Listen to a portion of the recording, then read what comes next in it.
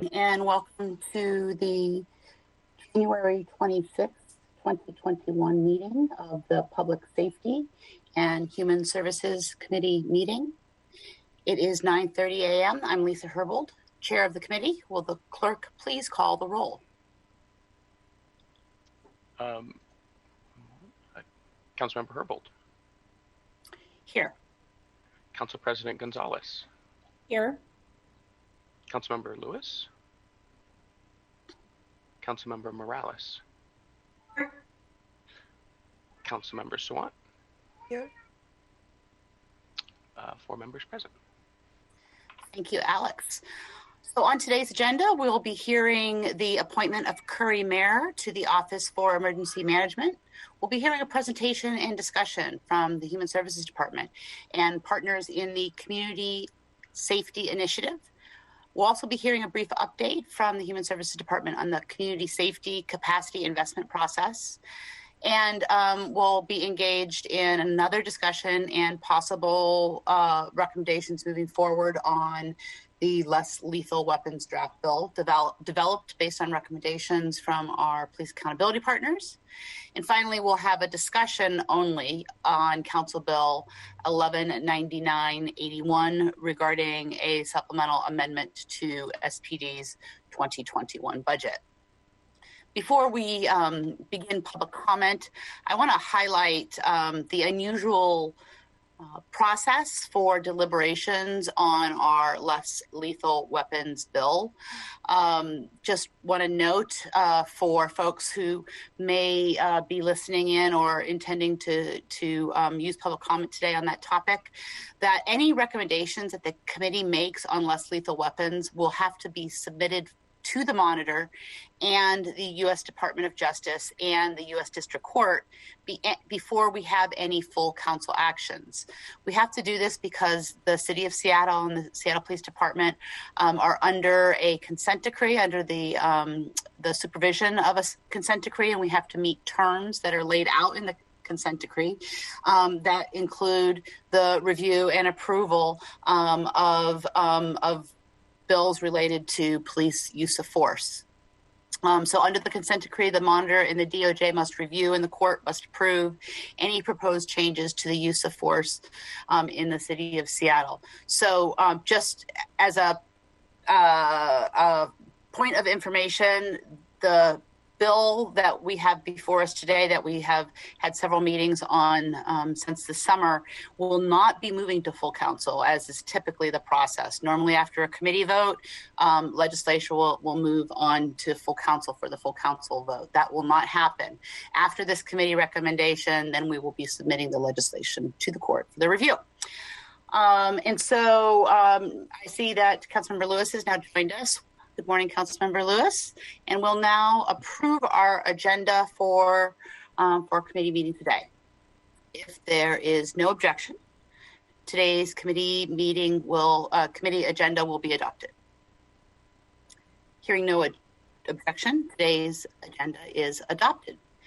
Now we'll move into public comment, and it looks like we have 35 people signed up for public comment this morning. And in order to facilitate the public comment discussion, we will identify a particular amount of time for everybody to speak. We have 20 minutes on the agenda, and I want to do everything I can to allow for as many people to speak as possible. So instead of the normal 2 minutes of time, we're going to have 1.5 minutes to speak. So a minute and a half, 90 seconds for speakers. I'll call on each speaker by name and in the order in which they registered on the council's website.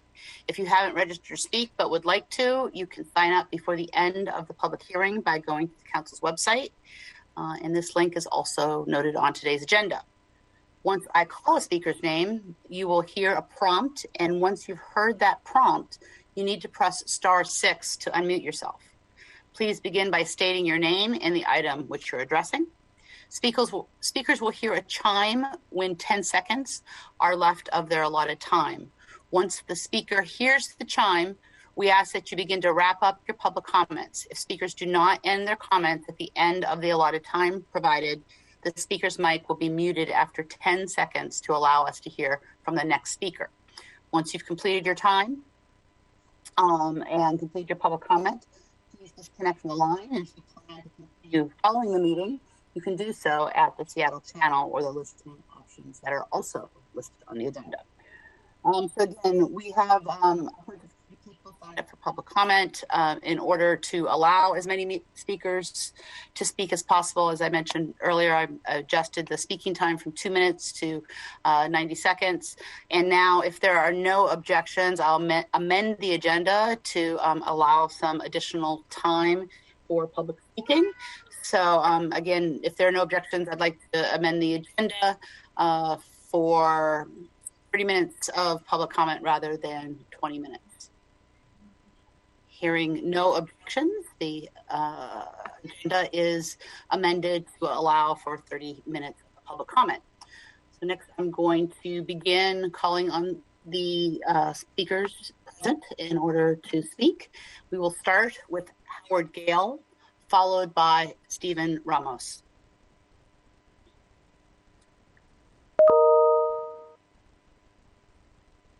Good morning. As the Seattle Times recently noted in relation to the many months of horrifying abuse committed by Seattle police, quote, the OPA sustained misconduct allegations or policy violations in 5 of 22 cases. Only 1 officer so far has been disciplined, and that with a written reprimand. We are now well past the contractual 180-day timeline for disciplining officers for many of the most horrifying abuses of last summer, guaranteeing that police will escape sanctions, emboldening them to continue their abuse. Yet here we are today. This morning you will be discussing banning certain tools of police abuse, a worthy goal, but meaningless as long as police have some method of abuse, clubs, fists, bicycles, guns, false arrest, etc., in a system that completely lacks accountability. This evening, the Community Police Commission will hold a forum on police use of force policy with no real opportunity for public input and the total, complete absence of the victims of those policies. The particular irony here is that you will be discussing laws you have no control over because of the federal court consent decree, while you ignore actions, that is accountability, you could take to bring officers to justice.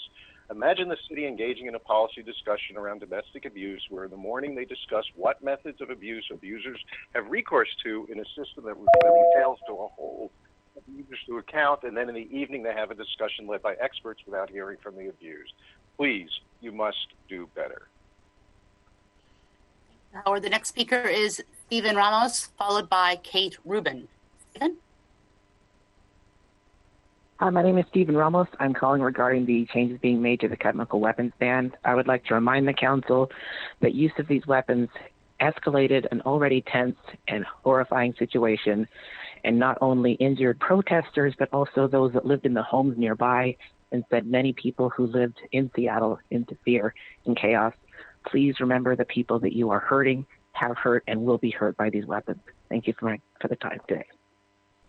Thank you, Stephen. Kate Rubin will be followed by Barbara Finney.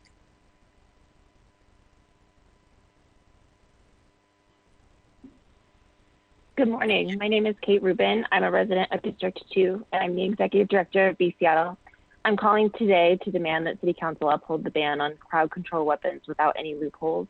I am so frustrated that this is even up for discussion again. Non-lethal does not mean non-violent, and I've witnessed firsthand how use of these weapons escalates violence and causes physical and emotional harm to peaceful protesters.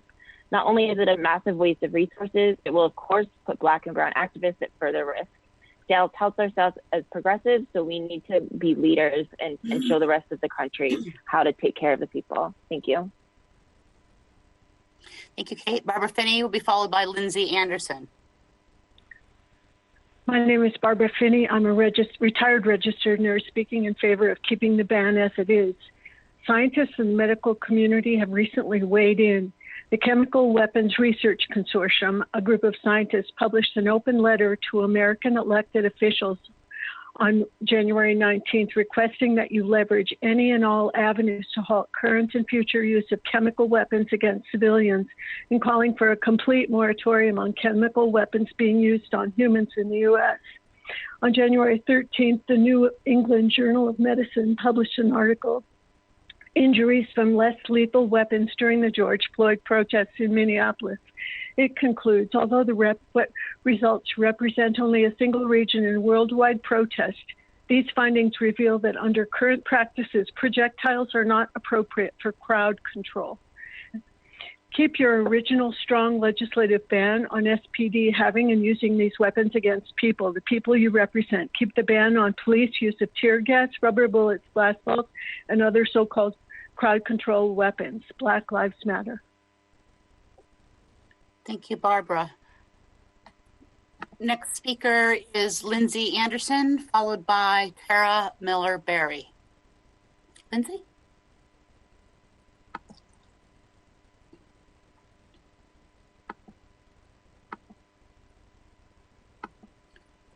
Lindsay, you with us?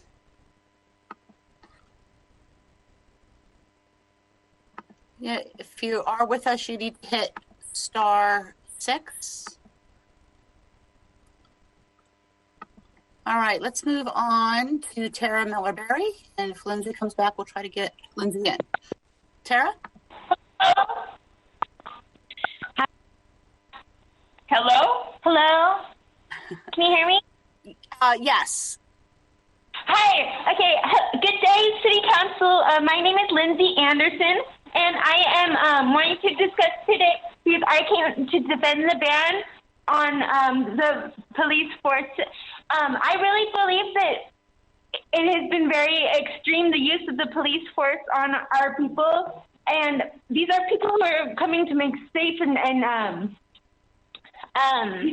peaceful protests, and they've been using deadly force upon our people that are homeless, when I believe that it is the police's responsibility to be protecting and serving us. And this is not protecting and serving us by using deadly force upon people that are sleeping. Like they used upon Clayton Norton a blast ball upon his ear when he was simply laying down. Now, laying down is one of the most peaceful and trusting things that you can say to someone. It's saying that police, we expect you to be protecting us. We trust you that you're protecting us and serving us, and this is what we expect of them. Thank you. Okay. Thank you, Lindsay. Next, we have Tara Miller-Berry, followed by Julia Buck. Tara? Hi, my name is Tara Miller-Berry from District 1. I work at Faith Action Network, and I'm a member of Trinity United Methodist Church in Ballard. As someone who faced the nightmare of the militarized Seattle Police Department using some weapons not even allowed in war, I'm urging you today to side with the thousands of protesters who have continued to stand up for Black and Indigenous lives and hold firm to your commitment last year to ban these so-called less than lethal weapons. Thank you, Councilmember Sawant, for your continued support of this ban. Trinity UMC also urges that, quote, Seattle City Council end the use of tear gas and military-style tactics for protest control, end quote. Last summer has made it clear that SPD has no control over their tactics, and they cannot be trusted to assess a situation and use weapons of any kind as a means of crowd control. From macing a child to terrorizing the Capitol Hill neighborhood nightly, hitting a protester in the chest, and then firing at the medic tent as they were reviving them, these weapons can be lethal and are extremely dangerous, especially in the hands of a trigger-happy and racist organization. This comes in stark contrast to the very light to no police force used in the January 6th coup attempt in D.C. and in capitals around the nation, including Olympia. SPD has argued that without these weapons, police will be forced to use more brutal weapons such as batons and real bullets. But I urge you to stand up against this rhetoric and commit to imagining a world without police violence altogether. Please continue to uphold the ban and do not water it down. Thanks. Thank you very much. Next, we have Julia Buck, followed by Carol Forney. Good morning, Council. My name is Julia Buck in District 6. I'm calling to express my concern that the Council is considering weakening the crowd control weapons ban. I would ask the Council instead to please petition the federal court to remove the stay order on the weapons ban placed at the request of the Mayor's office and former Chief Best. It seems very counterintuitive that taking weapons out of SPD's arsenal would be a violation of a consent 2023 that was put in place because SPD cannot be trusted with its deployment of force. I'd also like to ask the Council to hold SPD accountable for their $5 million in excess spending in 2020 by removing that same amount for 2021's SPD budget. I believe it sets a very dangerous precedent for city departments not to be required to adhere to budget allocations, particularly a militarized force when that amount is set by our elected officials. We have civilian control of the military for this reason. Thank you very much for your consideration. Thank you, Julia. Next, we have Carol Forney, followed by Anna P.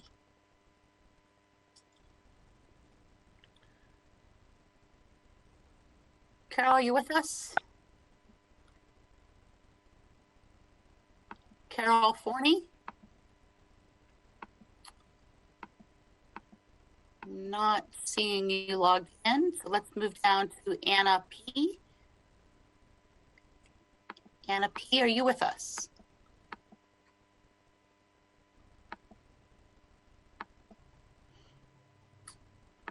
All right, next speaker is Mark Taylor Canfield. Mark?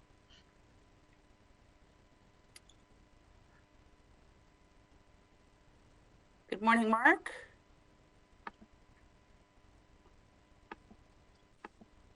All right, moving to the list here. We'll work to get people back in if people come back on. Next person that I have listed present is Anitra Freeman, followed by her cat seat. Anitra. Anitra's not on the line. Hello? Hello? Can you hear me? Yes. Hi, Anitra. Okay. Good morning. Yes. Good morning. You know, I'm speaking to you this morning from the Wheel Women's Shelter, which is up by 8th and Cherry. And I was just told this morning that back in June, they had tear gas pouring in through the windows here. And just one of the incidents where the police use of crowd control is more of a threat to the public than what they are supposedly protecting us against. Clayton Yorton was a homeless man who was asleep in Cal Anderson Park on June 1st. He was hit in the head and the chest by blast balls. He was bleeding from his right ear. He had been asleep on the ground. He was definitely not a danger to anybody. The police have demonstrated that they are not good under pressure, that they are not indiscriminate in their use of these weapons when they need to be denied the use of these weapons. Thank you. The next speaker is Kate Seat, followed by Sunita Reed. Kate? Good morning, Council. My name is Kate Seat.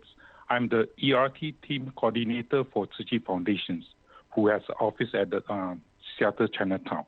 All right. I would like to share Tzu Chi Foundation partnership experience with Curry Mayer, who is appointed as a director of our emergency management office. So first of all, 2.5 years ago, Curry was the one who contacted Tzu Chi Foundation first time, and after she was referred by City of Redmond emergency manager. And last night, I sent an email sharing my experience with Curry when Curry conducted the CERT Light training classes, all right, at the Tzu Chi Foundation office. Curry was the one who initiated the idea for providing the training to the Chinese communities at Bellevue. So we are impressed by her dedication, outreach to various organizations, her diverse and inclusion thoughtfulness. We are lucky that we did not have to work together during any disasters even yet. However, we already built our connections, trust, partnership with City of Bellevue through all these awareness activities organized by Curry Meyer. Thank you. Thank you. Next, we have Zanita Reed, followed by Jeff Fernandez. Zanita, are you with us this morning? Hello? Good morning. Can you hear me? We can hear you. Okay. Hi, I'm Zanita Reed, and the reason I'm here this morning is to introduce the Lived Experience Coalition to Seattle City Council. And before I get it, just want to say that those of us with the Lived Experience Coalition recognize and sympathize and support all of our women leaders and understand that this job isn't easy, and we respect the work that you do. The Lived Experience Coalition is a diverse group of people who are coming together to lift each other up, advocate for ourselves and others, and advance race and social justice. We work beyond oppressive structures by unifying our voices and efforts to dismantle multi-system barriers impacting people who are experiencing homelessness, involvement in the justice system, face unmet behavioral health needs, and/or fleeing violence or emotional psychological victimization. Paulo Freire. So the power of the oppressed is the only power that can liberate both oppressed and oppressor. We are also the only Black and Indigenous-led organization upholding the theory of change, and not centering the voices of those in the homelessness population. And we defined and designed the Ombudsman program to ensure that people receiving services have a formalized avenue for grievance and assurance for quality and low barrier services with dignity. We have many items this year that we. Thank you, Zanita. You can send the rest of your testimony in via email if you would. We'd love to read it. Jeff Fernandez will be followed by Linda Krirar, I believe it is. Good morning, Jeff Fernandez here, D5. I want to speak to upholding and expanding the weapons ban. Dear Council, we as free people have the right to occupy our streets to protest the violence, racism, and injustice of our police without being attacked by them. How many SPD officers are on publicly funded paid vacation after brutally attacking civilians in Seattle? And how many SPD officers are collecting taxpayer money while on vacation for supporting an insurrection in DC? The draft legislation is assuming laughably that SPD is not a right-wing racist institution corrupted by the ideals of white supremacy. Policing was created to capture and often kill runaway slaves. The mission of policing remains very much the same. It is to protect the property of the ruling class, whether it is a glass window of Starbucks or black slaves. You would endeavor to enshrine in law once again the legal authority for our right-wing racist institution to attack citizens who demand justice in our city. Right-wing fascists like Mike Salon applaud Lisa's efforts to reauthorize the use of military and barbaric weapons by SPD against Black Lives Matter activists.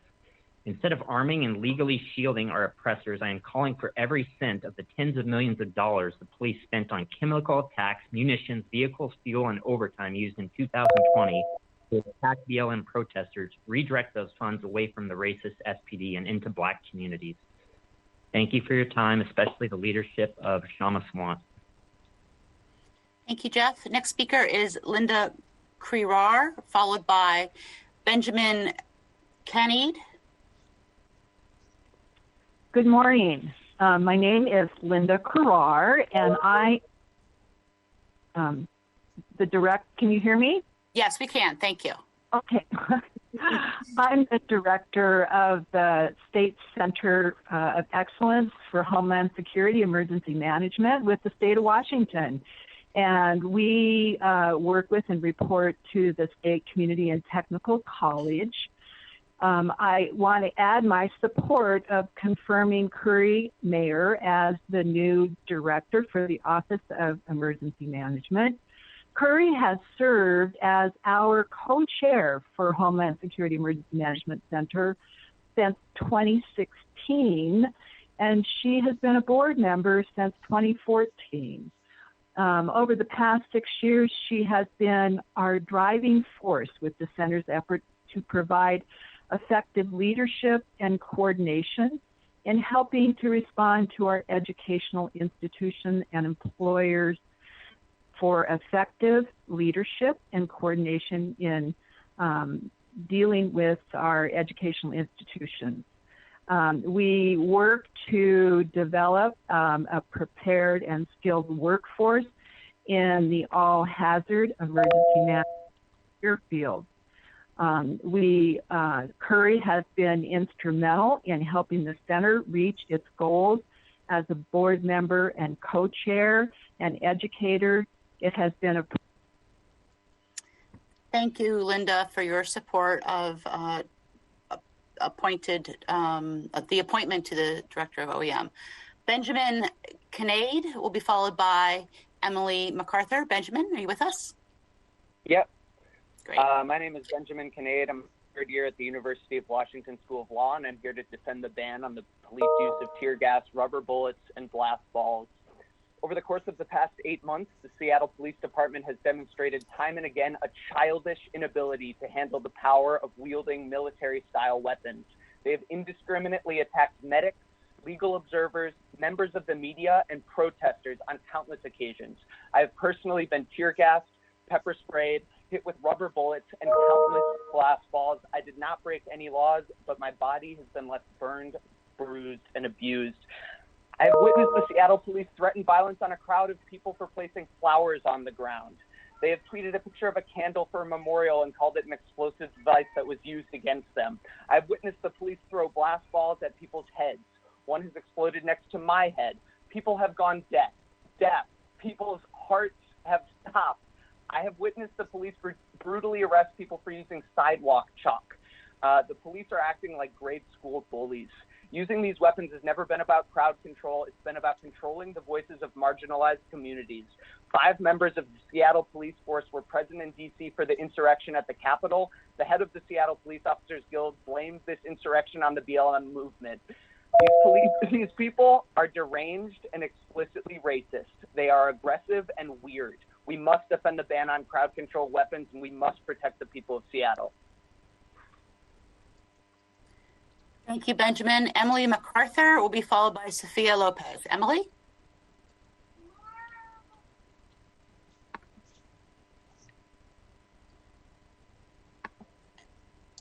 Are you with us?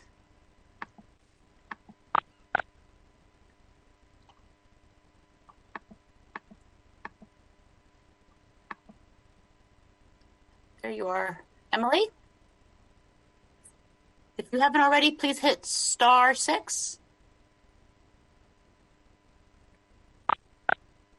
Oh. Emily, you're still on mute. There we go. Are you there? Hello? Oh, there you are. Emily, hello. Okay. Yes, failure to disperse, trespassing, violating a curfew. These are all so-called crimes that police often charge protesters with after the fact in order to justify violence against them. I would ask council members to read the New York Times article from November 19th that's titled "Why Charges Against Protesters Are Being Dismissed by the Thousands," which describes the phenomenon, which is nationwide, of police officers charging protesters with crimes which are completely unable to be held up in court and totally unsubstantiated. This is the weapon that you are handing to SPD when you say that you can use these dangerous weapons if only someone does a crime, because we know that these crimes will be invented, new laws will be offered to be used against protesters, and in order to squelch dissent, as Attica Scott describes in this article. If you think workers deserve an 8-hour day, if you think Black Americans deserve access to eating in, other establishments and using water fountains, if you think women deserve the right to vote, you need to vote against these loopholes. Thank you so much to Councilmember Shama Sawant to being a voice of clarity, standing against these egregious loopholes in this rollback. It's the strength of your convictions and your willingness to stick your neck out, which is why you're facing vile right-wing attacks. And it's shameful that the other council members haven't stood up against you, against Mike Salon and the 5 SPD officers who went to the Capitol. Thank you, Emily. Let's see here. Sophia Lopez. Hello. Can you hear me okay? We can, thank you. Good morning. My name is Sophia Lopez, and I am providing comment on agenda item number 1, the appointment of Curry Mayer, the Director of Emergency Management for the City of Seattle. As an emergency management subject matter expert myself, something I consider to be a great personal accomplishment for me is that I was the one who chose Curry Mayer to be my successor for the City of Bellevue in her previous position. She is as experienced and brilliant in action as she is on paper. Her passion and determination to serve the whole community is unmatched within the emergency management community here in the Pacific Northwest and possibly nationwide. One thing that I learned from Curry during my time working with her is that your approach will always determine their response. Such a simple statement, yet so much truth and power behind it.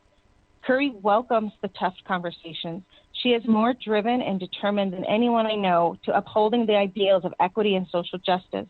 She brings with her a wealth of knowledge and expertise across all levels of government and private sector. She'll know who to call, what to say, and how to continue to do the job in light of the unexpected that could afflict Seattle and the entire Pacific Northwest. There is no one more qualified and prepared to guide the city through whatever emergency or disaster that might occur. I currently work in the King County as a program manager in the Office of Emergency Management, and I am grateful and thankful to know that Curry will be right there in the City of Seattle leading the way. Thank you. Thank you, Sophia. Our next speaker is Lamont Green, followed by Julie McKay. Lamont? Can you hear me? We can, thank you. Thank you.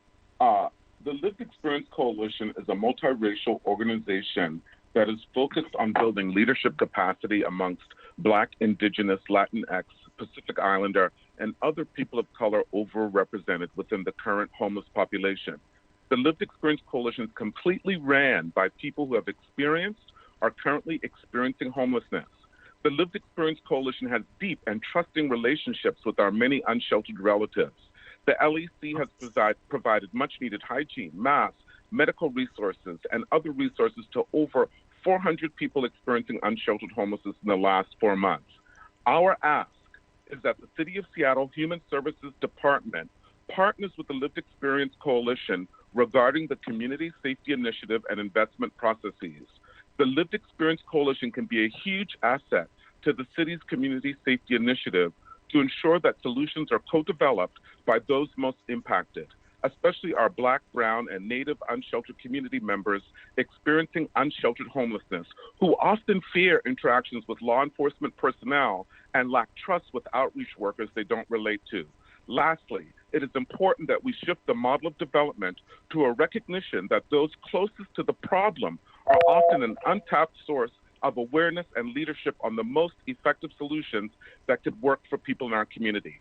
People with lived experience or homelessness are tremendous assets in developing strategies that minimize harm and facilitates trust with outreach workers. Thank you, Lamont. Our next speaker is Julie McKay, followed by Harold Odom. Julie?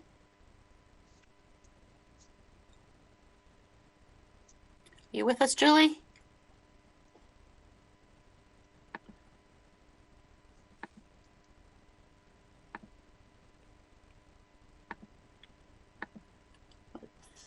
I am not seeing Julie on the line here. Oh, there she is. Julie, can you hit *6?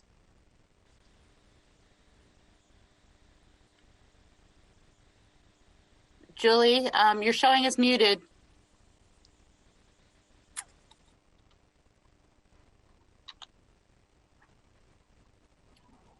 Still muted.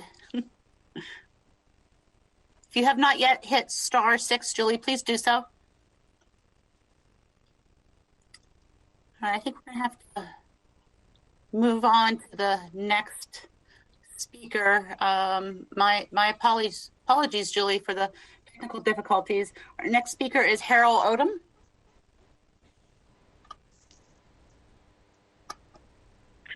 Thank you to the chair. My name is Harold Odom. I'm District 2 and with Lived. Good morning. Thank you. I'm with the Lived Experience Coalition, and we are here today to introduce ourselves as the only advocacy program and lobby for homeless people. Homeless people are unintentionally affected by such things that are being discussed today.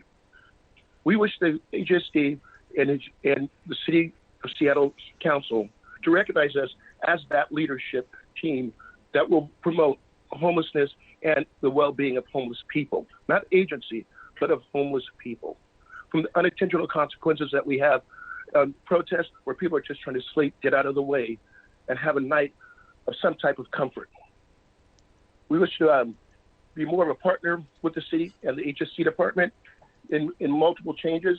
We are on the Governance Council and the new Regional Authority and our implementation board of the new Regional Authority. We hope that the City Council recognizes us as a valuable partner in the year to come in our great plans and our expectation for the city. Thank you. Thank you, Harold. Our next speaker is Kyra Miko, followed by Ella Sean. Kyra? Hi, my name's Kira Miko. I'm a resident of District 3, a grocery cashier, and a member of UFCW 21 Local. First, I want to extend my solidarity to Council Members Sawant and Morales. The death threats and hate mail that you've been receiving is unacceptable, and I stand by you both. I'm calling in today about the lethal weapons ban. It's extremely disappointing to be going over the same amendment that Councilmember Herbold already tried to introduce and then pulled this summer under strong pressure from the community. We already heard from people who had their apartments flooded with tear gas, veterans whose PTSD was triggered by flashbangs, and protesters brutally injured with impunity. Last week, I went to the hospital to have a respiratory test done because I'm still experiencing breathing issues from the tear gas, as well as a permanent hearing damage from a flashbang next to my head. And now I have to call in again on my day off to beg you to not let the police use weapons banned by the Geneva Convention on your own constituents. Please do your job and don't back down on this bill. Thank you. Ella Sean will be followed by Catherine Gendry.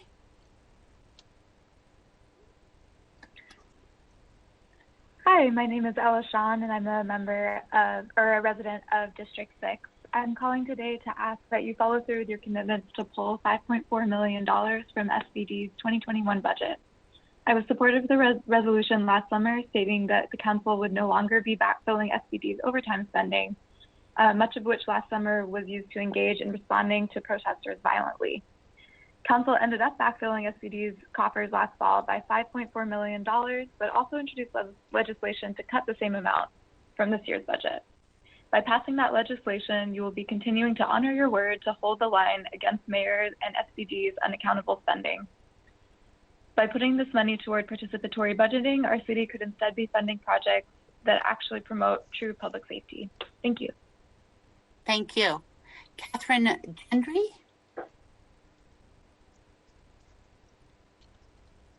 Hi, my name is Katie. Thank you, Shama, for your continued support and for fighting for the well-being of all of our community members. We need to uphold this ban with no loopholes. This CS gas is banned internationally during war. I'm not the only one, but I'll just speak for myself here. I was tear gassed during the protests for peacefully protesting, and I had my period for 3 weeks afterwards, which is not normal at all. Planned Parenthood is currently doing a reproductive health study on the effects of CS gas, because we don't even know all the effects. What if folks who have a uterus cannot have children because they were gassed by SPD? Are you okay with that? Because I'm not. Police are clearly incapable of using discretion and incapable of deciding when is violent and nonviolent in order to justify the use of these weapons. They simply cannot be justified at all. And if they are used improperly, there's no accountability and consequences. The gas itself cannot be contained. Countless protesters have been harmed physically and emotionally. Do your job and ban these tools of oppression and violence. Defund and abolish police. Black Lives Matter. Thank you, Katie. Our next speaker is Richard Ty, followed by Eric Salinger. Richard?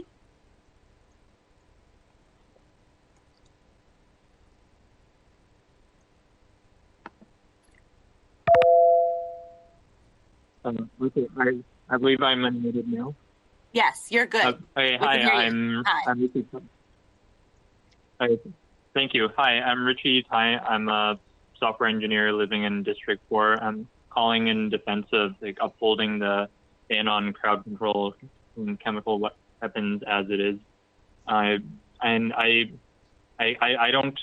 believe it's responsible or appropriate to be using these like heavily militarized like weapons in the city and on citizens, on residents. I really appreciate everybody going out with the whole Black Lives Matter movement for bringing forward for these issues and participating democratically in like the way like the current system allows them to, like, and like the way they need to do to get their voice heard. And I don't think the police should be like using these violent tactics on largely peaceful protesters.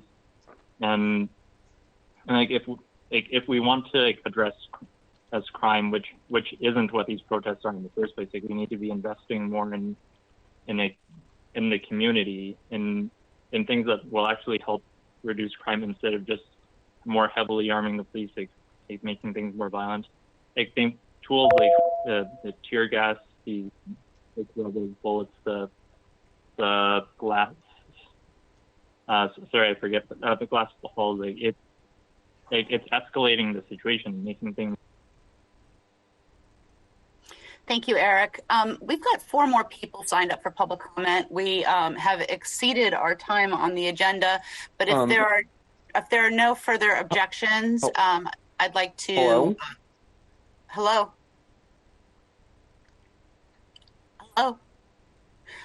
So, council members, we have, as I said, exceeded our time on the agenda for public comment, but we've got 4 more people signed up, and if there are no further, no objections to doing so, I'd like to further extend the time on the agenda to for public comment to 10:16 and shortening everybody's speaking time to 1 minute, please. So next we have, I believe we have next Eric Ballinger, followed by Aiden Carroll. Hi, can you hear me okay? Yes. Yeah, hi. So my name is Eric Salinger. I live in District 7. First of all, last meeting when we had this discussion about crowd control weapon bans, Andrew Lewis made a comment that he was concerned about banning tear gas in all situations because specifically referencing the events on January 6th at the nation's capital. And the thing about that is that during the events in the nation's capital on January 6th, we had Capitol Police taking selfies with the insurrectionists. So the idea that the cops are going to use tear gas to protect you from a real threat is frankly just not based in reality. Secondly, and I think more importantly, you need to base your policies in around like the results that we've been seeing. A 7-year-old kid got maced. We tear gassed a residential neighborhood repeatedly. If you roll back the ban, that's just going to keep happening. So there needs to be a mechanism in place. There's no accountability for anyone.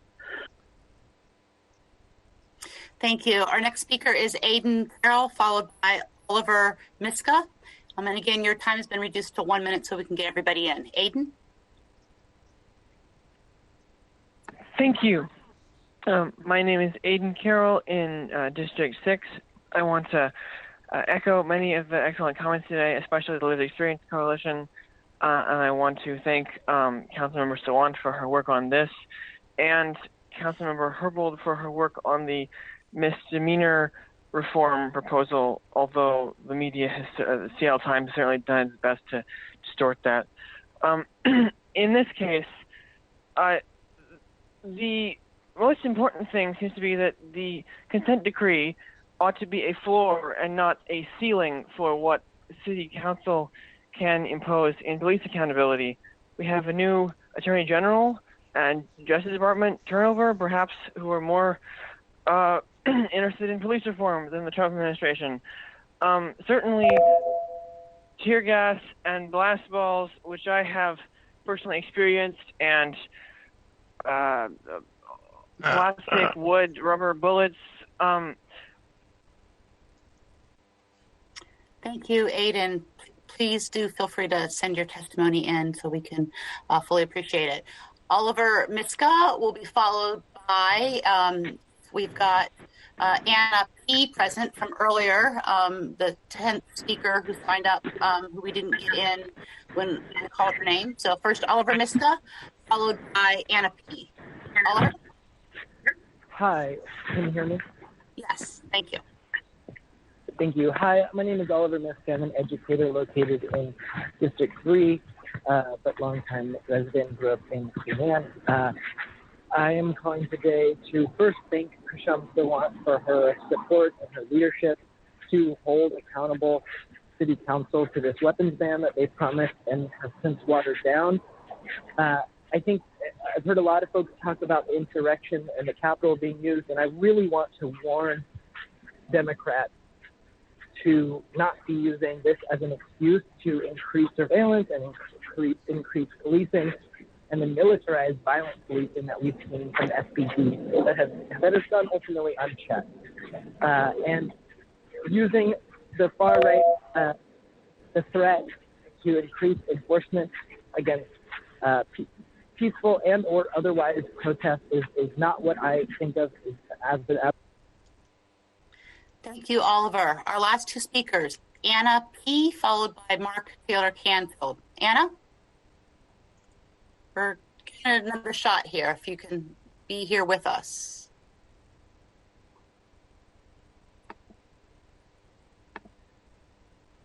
And I see that there's somebody on the line who is muted. But it doesn't look like Anna's with us. Do we want to try Mark Taylor Canfield? Again, Mark? Can you hear me? We can, thank you. Yes, this is Mark Taylor. I'm Mark Taylor Canfield, Executive Director for Democracy Watch News, an international news organization covering pro-democracy movements around the world. This is an historic moment. I've been covering this issue since the World Trade Organization's 20 years ago. I've been subjected to tear gas and pepper spray as a reporter. Let's be clear. This is a major civil rights issue. Too often we've seen these weapons used in an attempt to stop legitimate protests by people practicing peaceful civil disobedience. These weapons are potentially lethal. They've been used at times to stifle political dissent, and they've harmed residents of the neighborhoods and bystanders who had nothing to do with protests. Please decide once and for all, is this a real move to ban these weapons or only a half-hearted political gesture? I don't buy former Chief Best's warnings that without these devices, SPD's only response is to use lethal weapons. 15 people were arrested on MLK Day, and no chemical weapons or crowd control devices were used. Thank you, Mark. That concludes public comment for the Public Safety and Human Services Committee meeting. We are going to move into our items of business, and we will start with the first item on the agenda. Alex, can you please read into the record? Item number 1, appointment 01757, appointment of Kareem Mayer, Director of the Office of Emergency Management. Thank you, Alex. Really appreciate it. Let's do a quick round of introductions of everybody who is at the table for this item, joining the appointed or nominated Director Curry Mayer. Is it just you, or do we have anybody else with us? Just me. All right. Thank you so much for joining us. Really appreciate you bet. it. It's my honor to be here. Thank you. Absolutely. Wonderful support that we heard in public testimony for your efforts to lead Seattle's Department of Office of Emergency Management, and want to thank you as well for the responses to the questions that council members developed and sent on to you. And I think maybe what I would like to do first is open up the floor to my colleagues on the council to see whether or not they have any particular follow-ups to the questions and answers that were submitted last week.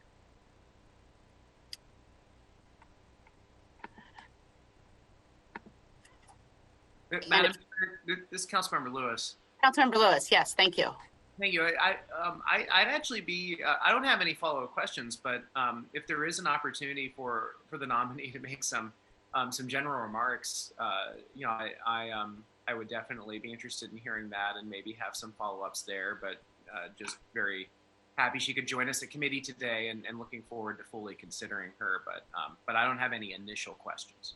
Thank you, Councilmember Lewis. I was jumping right to the meat of the questions because we did have the candidate in committee 2 weeks ago where we heard about her experience, and we heard from Deputy Mayor Fong about why they feel that she is the best candidate. And we also heard not just from the nominee about her experience, but why it is that she's interested in serving in this role at this very challenging time. But absolutely happy to open it up to any additional thoughts that the nominee has about this new role that she's about to embark in. Okay, thank you. So first of all, thank you very much for your time today, council members. I very much appreciate it. I'm honored that the mayor and the deputy mayor have confidence in my work with them, and I appreciate the opportunity to serve in Seattle. So just a couple of things really quickly. I am very much committed to using the lessons that we've learned in COVID about continuing to reach underserved populations, both in the BIPOC community and also for people with access and functional needs. And the COVID pandemic has emphasized that that's still an issue for us in all of the work that we do for preparedness, mitigation, and of course in response, and then as the city moves into recovery. So the Office of Emergency Management is very much involved in the COVID response and the vaccine deployment, but we also have a number of other hazards that face Seattle. So our focus this year will also be on those more traditional, if you will, kinds of emergencies, hazards, and vulnerabilities. So earthquake preparedness, the Nisqually earthquake anniversary is coming up here in February. Earthquake preparedness will be our topic in a lot of different venues as we continue to work with the community to help them understand how they best prepare for that. We're also looking at we're also super excited that we're going to be an independent organization, so our own department with the ability to work directly with the mayor's office, making decisions, but also working with all departments. Emergency management is really a team sport, and it's connected to everything. So it requires all of the departments and agencies to continue to come together the way that they did in COVID to make sure that we serve everybody in Seattle, all the neighborhoods, regardless of how we do that. And so I'm excited to lead that team in coordination and collaboration to best serve Seattle residents. And thank you again for this amazing opportunity. I'm really honored to be here. Thank you. And just because I think it's useful for the viewing public to have the benefit of some of the questions that the council asked in your thorough and helpful answers, I want to just uplift some of the questions asked and give you an opportunity to share your answers with the viewing public. One of the questions we asked is what you see as among the most effective tools to address racial equity in the field of emergency management. And another was, how specifically would you work to recruit, mentor, and train BIPOC communities to enter the field of emergency management? Sorry, on mute again.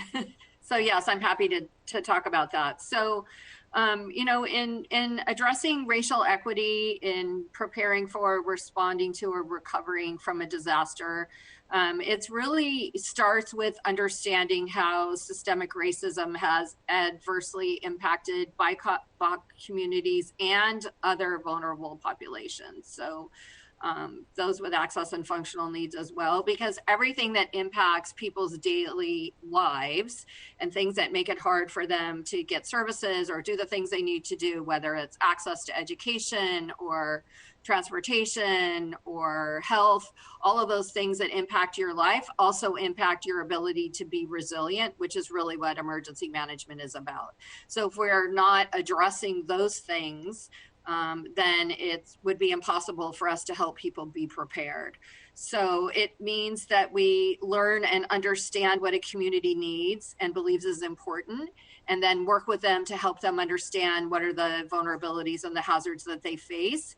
And then we can talk about what does it mean to build community resilience, which will make people more prepared just by virtue of the fact of that community resilience building. So OEM's partnership with other departments to address these daily life issues allows us to be more successful at focusing on preparedness issues that will make sense to a community or a neighborhood. And all of their needs are different. So when we first address those things that a community struggles with every day, then we can look at how do we help them be more prepared. So one of the things that you can do is first a community needs assessment. Sometimes we do that with a survey, and the survey, it would not just be done through technology, but also we use community safety ambassadors who are people who are trained to do preparedness and work with us in teaching skills, but they also are connected to a community. They speak that community's language. So that survey of what's important to you and what do you know about the hazards you face would be the first thing that you would do. The second thing that is to make relationships with community leaders. So people that already have a relationship in those different areas, be it a neighborhood, a particular community, community organizations, nonprofits, the private sector, all of those community leaders are important, not only messengers, but sort of what we call culture brokers. There's a lot of folks who still don't trust the government. They may have had a bad experience, or it may just be that's not something that is part of their cultural understanding. So when you make those relationships with those people that have relationships already in the community, then we're able to work with them again in understanding what a community needs, but also then helping us provide messaging. And very much focused for everyone, not just BIPOC communities, but on how do we get our messaging out and how do we work with people not just using technology. There's still a large portion of the population everywhere, not just in Seattle, that is not an option. Some of the other things that I've used that are successful are working with the schools. So children are great teachers. They are also adamant about when they learn something new that they go back and work with their families and stay on that message for a long period of time. So two of the really well-known campaigns that children actually had a big part in were the non-smoking campaign that now seems like that was a long time ago, right? And also recycling. Those were things that children championed. So working with children and talking to them about what are the hazards we face, what does this community resilience thing mean? Also then targeting specific populations in the schools. In Bellevue, we worked with a special ed teacher and some special education students and first responders. We developed a script. We were going to put together these little mini videos on what does it mean when there's a disaster? Who's going to come? How do you know it's safe?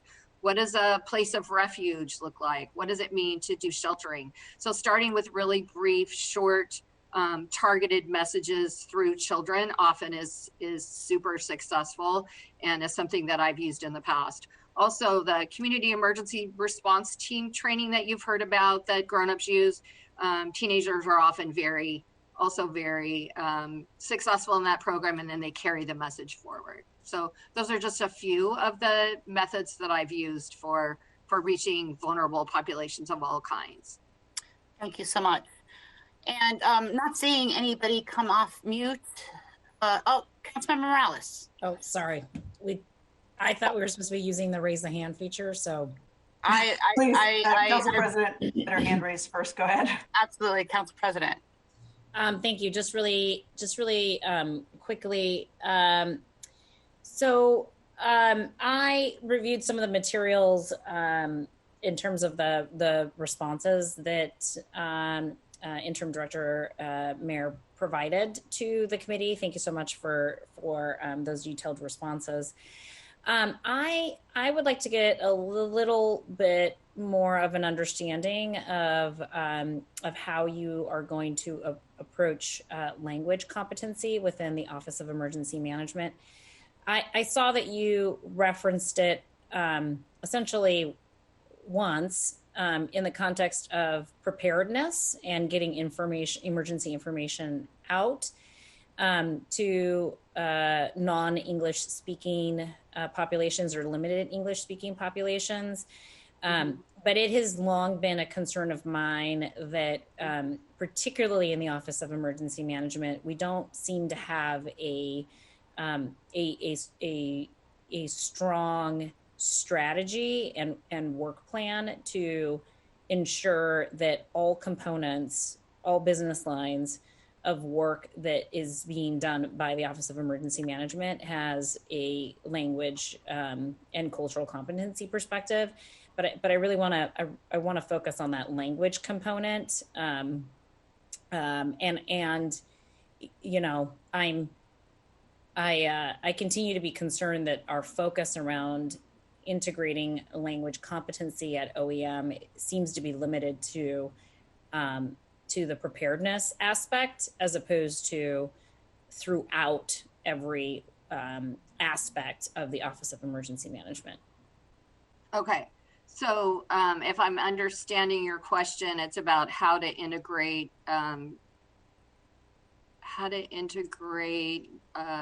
reaching limited English proficient messaging, or I'm not sure I totally understand your question. We live in a city in which over 150 languages are spoken in our public school system. I personally come from a family where my parents grew up not speaking English. I was their translator. I was their interpreter. There are many families in Seattle who I think are living in that same existence.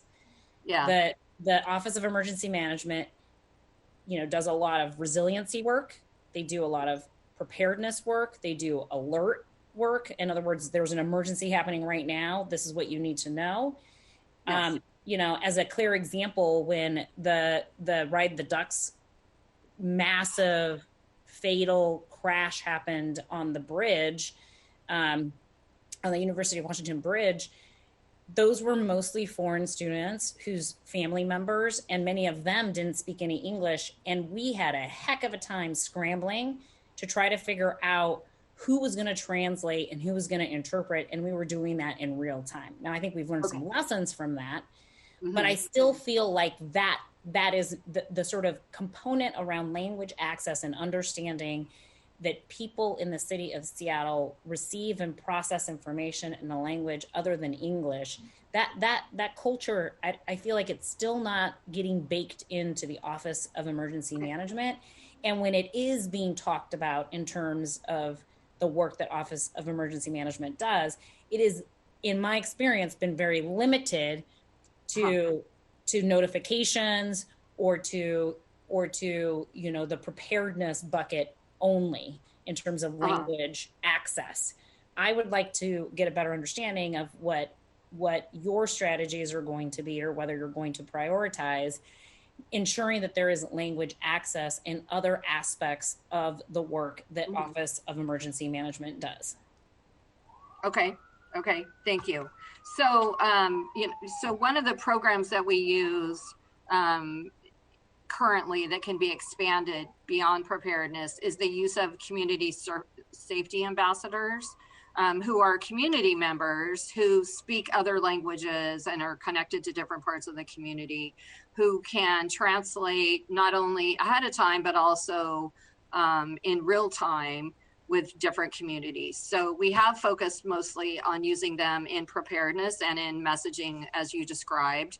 But we also, all of our plans around what are we going to do post-emergency, or also with our mitigation plans, are things that we can use those translation services, not only the community service ambassadors, but the contract that we have for translation can also be used when we ask for public comment on those really important plans. So the hazard mitigation plan is about, which is on the website right now, here are the things that we're vulnerable to, and here's how, and that we want public comment on the actions that we're taking around mitigation.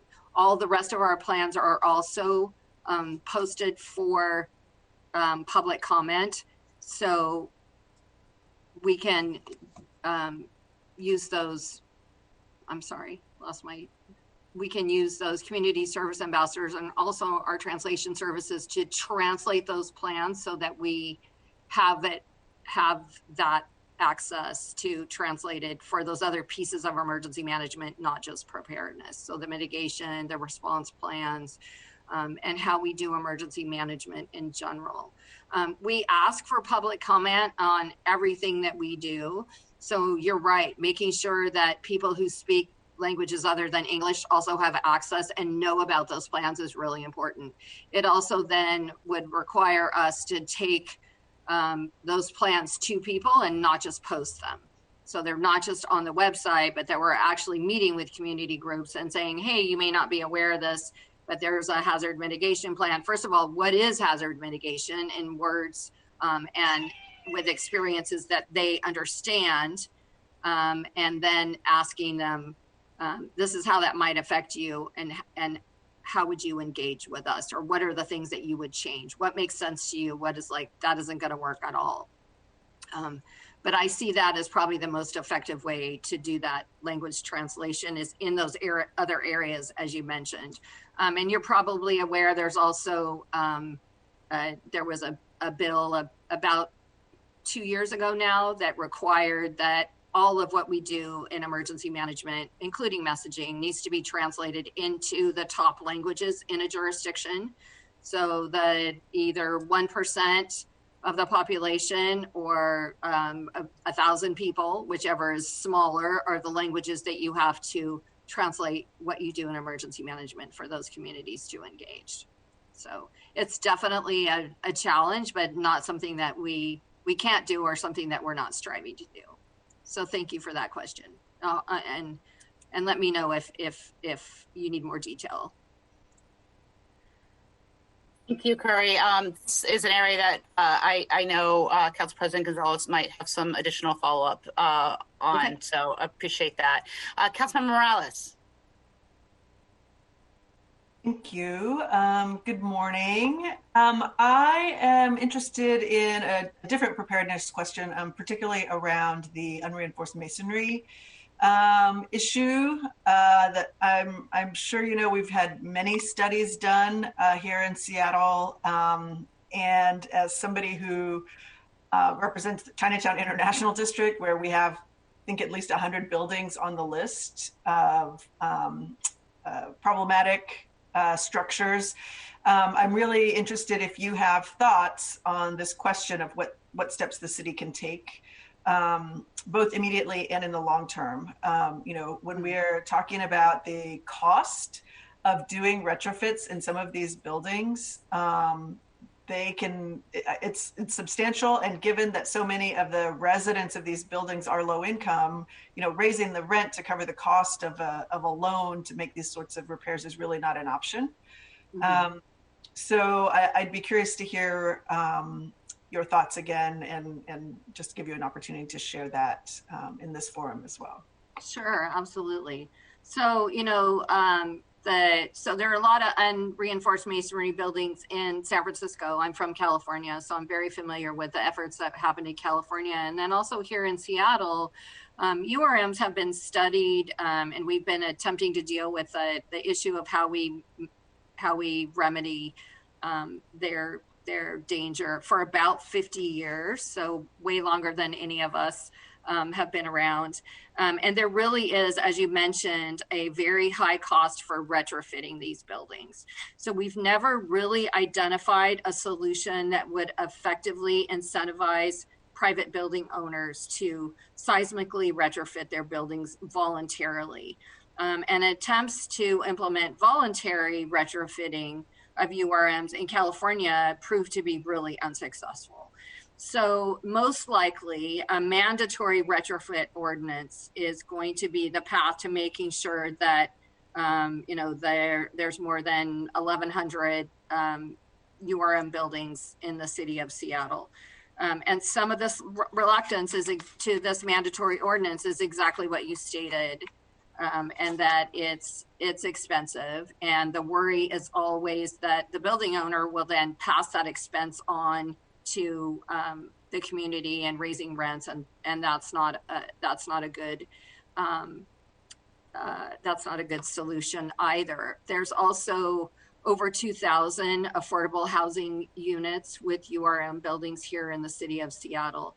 So I think one of the things that we could begin to do is to stop looking at seismic safety by itself, that it's really tied to a number of other initiatives that I think we all agree are important. So affordable housing, historic preservation, and clean energy are kind of all wrapped up in this thing that we talk about with seismic safety and the issue of unreinforced masonry buildings. So a successful mandatory retrofit ordinance will require some financing mechanisms, some creative financing mechanisms that will help absorb some of that burden so that building owners don't feel like, it's only on them and that they're going to pass it on to their residents. Or the people that are renting from them. And there's been some significant work done in identifying what the funding mechanisms might be, working with the private sector, and the National Development Council has done some work around this, and they shared a report with the city, and we can certainly share that with you if you're interested. There's also an Alliance for Safety, Affordability, and Preservation, where building owners can get certain credits for other kinds of work that they do if they do the URM work, so that there's kind of a trade-off to that. So in the short term, we're also, OEM is looking at some funding opportunities through the federal government that could help with that, some mitigation grants that might be helpful. And then more long-term, looking at these other ways that we can offer creative financing, and working with the private sector, I think, is going to be the thing that is going to get us the most traction in this area. There's also, there was an example that most recently with the federal government provided us a $5 million grant that we were able to provide to an owner of the Bremer Apartments, which is a 49 unit affordable housing. And so they were able to get some money for that, and that helped tremendously. But really the solve, I think, if you will, and the path to that is the partnerships that we have with private sector and other community organizations to look at how we do this, and that the financial burden is not just on one sector or one portion of the community.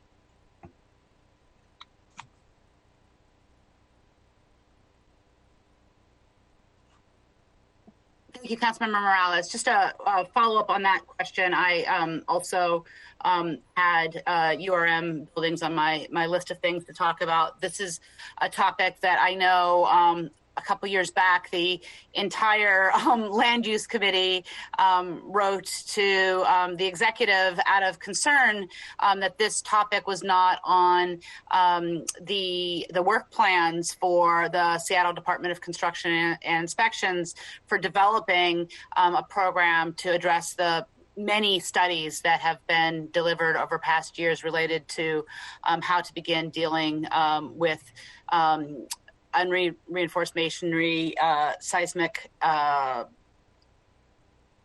deficiencies, and how to go about identifying the priority buildings. You mentioned in your comments, and thank you for doing so. I'm glad to hear that you are familiar with them and are talking with the Alliance for Safety, Affordability, and Preservation. Just want to, and you referenced the retrofit credit program as a tool for some of the financing needs associated with addressing URM buildings. Just want to find out from you, do you support a retrofit credit program as a tool to help with the financing. And then secondly, I've been working with the Alliance for Safety, Affordability, and Preservation to develop a resolution that would outline the steps that the city needs to take in order to create a mandatory URM program. And the resolution includes sort of a specific timeline for deliverables that are part of the development of such a program. And, you know, that's everything from the financing that implementing the financing, as mentioned before, to identifying the priority actions for buildings that are identified as buildings most vulnerable that we want to make sure that we're addressing first. Just want to find out, in addition to whether or not you're supportive of the retrofit credit program, whether or not you're supportive of working with me on this resolution in the next few months, so that we can, and I'm very flexible on what a desirable timeline is for the development of this program, given the fact that we are dealing with a lot of simultaneous crises in the city, but just want to know whether or not I can count on working with you in the next few months to develop this resolution so that we can all hold ourselves accountable to finally addressing the needs of our URM buildings. Yes. So the short answer is yes. And yes, I support the financing options. And I also would be honored to work with you on putting together a timeline and looking at what are the deliverables and what we can do. And, you know, when we talk about the COVID impacts or any disasters disproportionately impacting BIPOC communities, URMs is a good example. They also disproportionately affect BIPOC communities and other people with access and functional needs, so vulnerable populations. So as an emergency manager, all of those things that we want to do with mitigation and helping people understand what their vulnerabilities are and all of that include the continued use of URM buildings for housing. So all of the people that are in those structures right now, if the earthquake were to happen today or tomorrow, are going to require, they're going to be unhoused, they won't have electricity, they could have serious injuries, all of those really dangerous things that happen to somebody after a disaster, whether it be an earthquake or something smaller than that, will be in serious trouble if they're in a URM building. So I absolutely applaud your efforts and very happy to work with you on that. Thank you very much. I don't have any further questions, and I'm now monitoring people's mute buttons and the hands up function on our Zoom call here. And if I'm correct and there are no further questions, I would like to move the appointment of Curry Mayor, and that is appointment 01757. May I have a second? Thank you. Any further comments to the recommendation?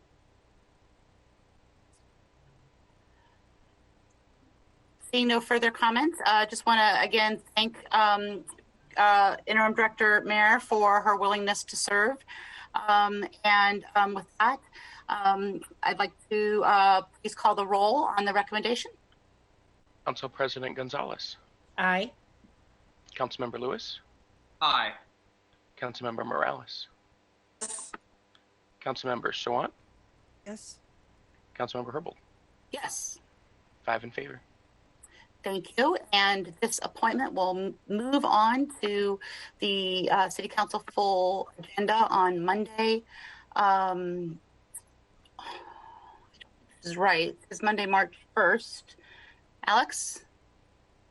That's correct. It is. It's where can you just give us a little I'm sorry, February 1st. Okay, I was like, why are we holding it for a month?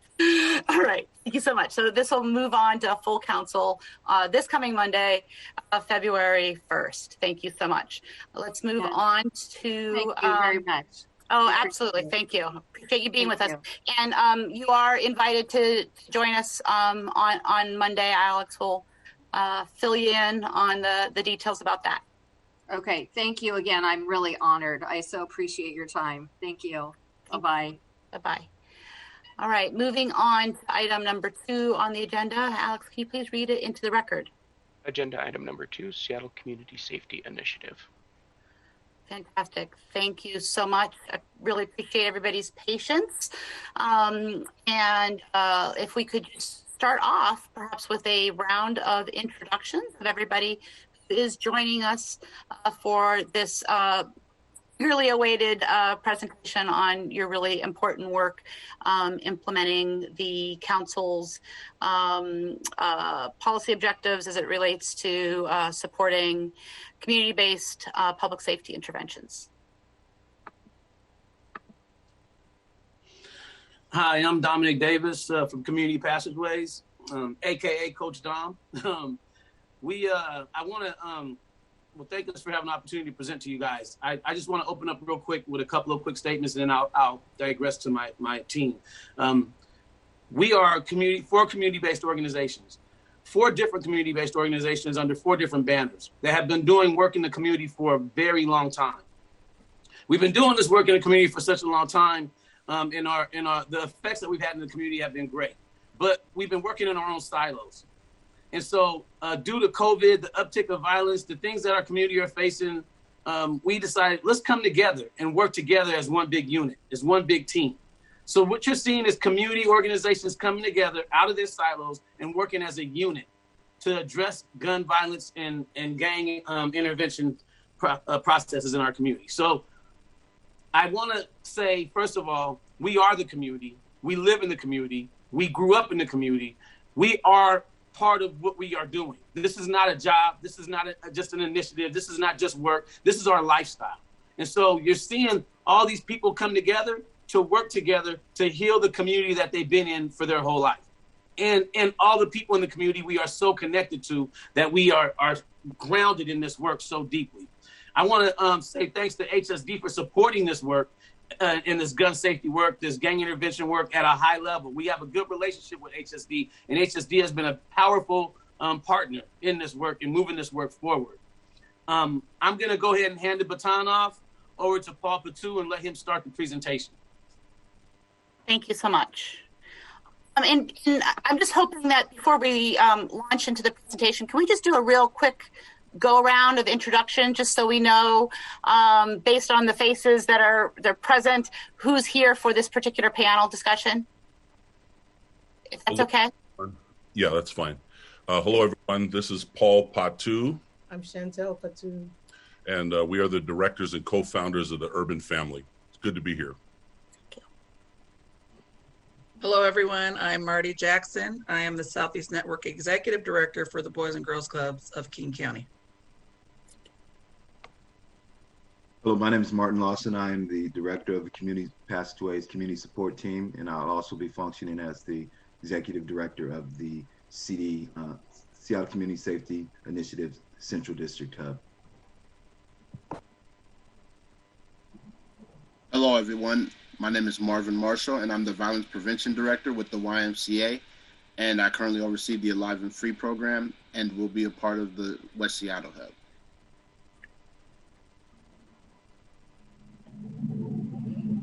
Hello. We got you. Hello, council members. It's Helen Howell. I'm the new interim director of the Human Services Department. Thank you. Thank you so much for joining us. Glad to have you here for your first visit to committee in your new capacity. Thank you. Morning, council members. Tiffany Washington, Deputy Mayor. Glad to be here. And likewise, you, Deputy Mayor Washington, glad to have you here in committee in your new capacity as Deputy Mayor. Thank you. And this is Tanya Kim with the Human Services Department, and Tiffany will open us up. Great. All right. Appreciate the round of introductions. Okay, well, I guess I will pass it back to Paul Patu. Are you opening us up today? First, we are going to begin with Helen to do the overview slides. Thank you, Deputy Mayor. Well, good morning, Madam Chair and committee members. I'm, as you mentioned, Chair Herbold. It's my first council briefing in my new role. And the Human Services Department is at committee in support of the Seattle Community Safety Initiative. Along with the introductions that you've just heard, our partners will provide background information and an overview of Seattle CSI. And we'll begin with Dominique Davis, I believe. Dom? Yeah, I jumped the gun and just jumped right into speaking, but the statements I was making, I just wanted to make sure that we have a clear understanding that this is something that's unique in our community. This is something that's kind of a new launch of unity with community-based organizations. The community knows all of our organizations, and the young people that are in the streets in our community know the work that we do. The families know the work that we do, and we supported our community at a very high level. And so now here we are bringing all these organizations together so that the community can see us united as one, working under one accord with one agenda to stop the violence in our community and to provide the services for the community families that are in need. So that this is not just an initiative that we're pushing forward, but it's something that they can visually see, because it's about bringing the community together and uniting the community to stop the gang violence. But now they get to see different organizations coming together out of their silos, uniting to show them that this is what the community can do also, right? So we're gonna go ahead and start with the presentation. I guess we're now, Paul, you can go ahead and take over, brother. Right. Thank you, Dominique. I can tell you are a preacher. That was your second closing. But thank you. It's good to be amongst family and friends and leaders from our community. I'd like to show you a video, but before I do, I wanted to state the purpose of the Seattle Community Safety Initiative. And then you can push play at the end of this statement. This is kind of a lob to the tech guy. So the purpose of the Seattle CSI is to build and strengthen community connections and neighborhood safety, particularly for Black and brown neighborhoods in Seattle and eventually South King County. Thank you for allowing us to present this initiative to the city and more importantly, the people affected by violence.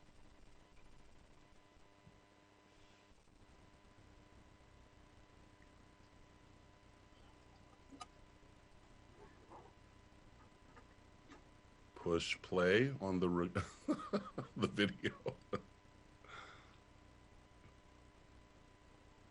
And by Lily's queuing up the video. Oh, fantastic. Thank you, son. What are we going to see here? So what you're going to see is an intro. They say that picture's worth 1,000 words. Well, this is our version of 1,000 words through this 9-minute video. Oh, okay. Thank you. In the state hardest hit by COVID-19 came one of the strongest warnings this week. We are going to have to change our lives in ways that are uncomfortable if we're going to succeed as a community. Anger erupted following the arrest and death of George Floyd on Monday. He pleaded for his life. There's also a growing feeling of anxiety from many voters as we get closer to Tuesday.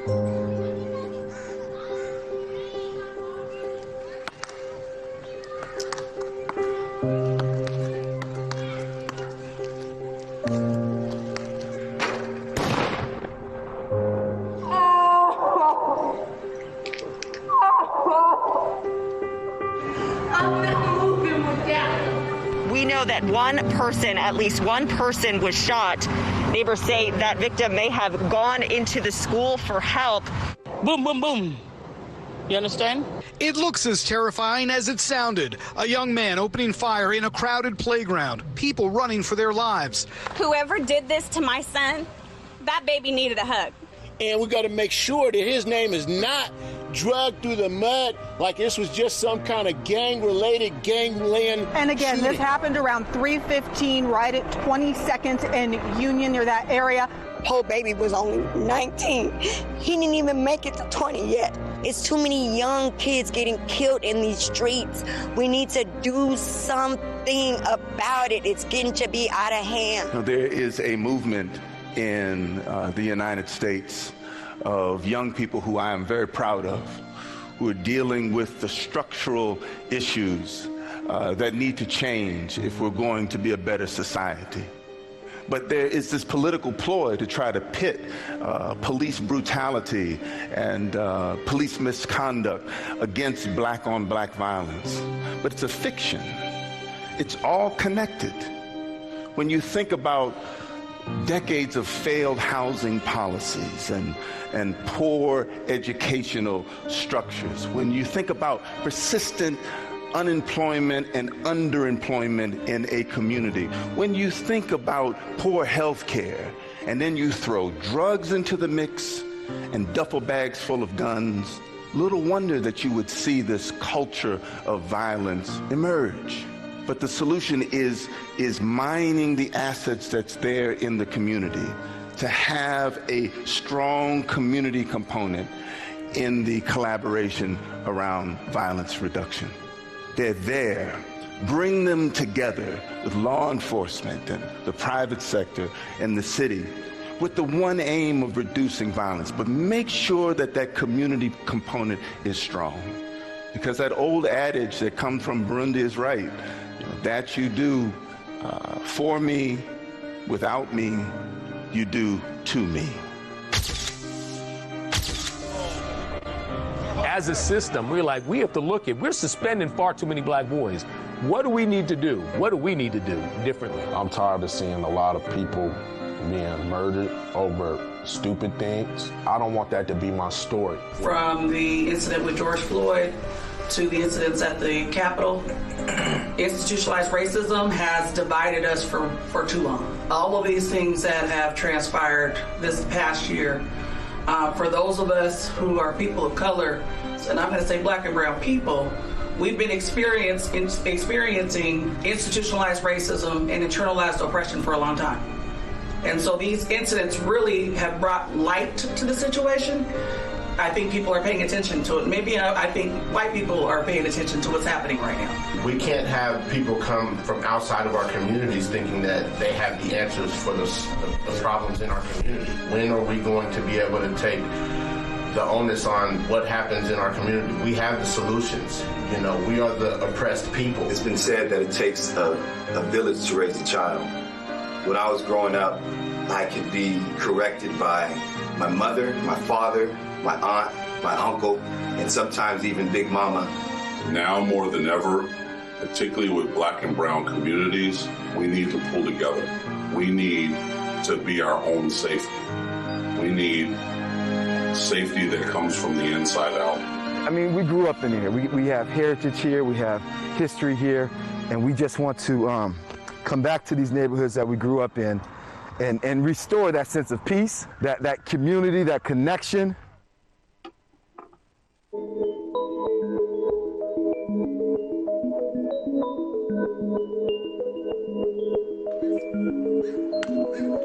I want to welcome you to my neighborhood.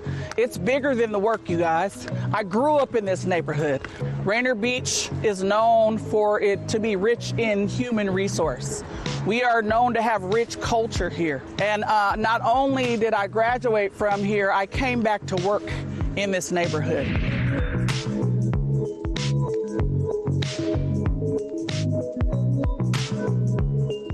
Behind me, I have the iconic Chief Sealth High School. For me, working in West Seattle would be very important. I remember living in West Seattle as a kid, you know, and my older brother, he made his way to High Point, you know, and from High Point to Dale Ridge to 35th, if you know anything about West Seattle, you know that there's a lot of history in this community. We want to make it to where the resources are flowing, free-flowing back into the community. You know, we want people to have neighborhoods in which they can walk in and they can have fun in and they can be at the park and throw picnics and barbecues and cookouts.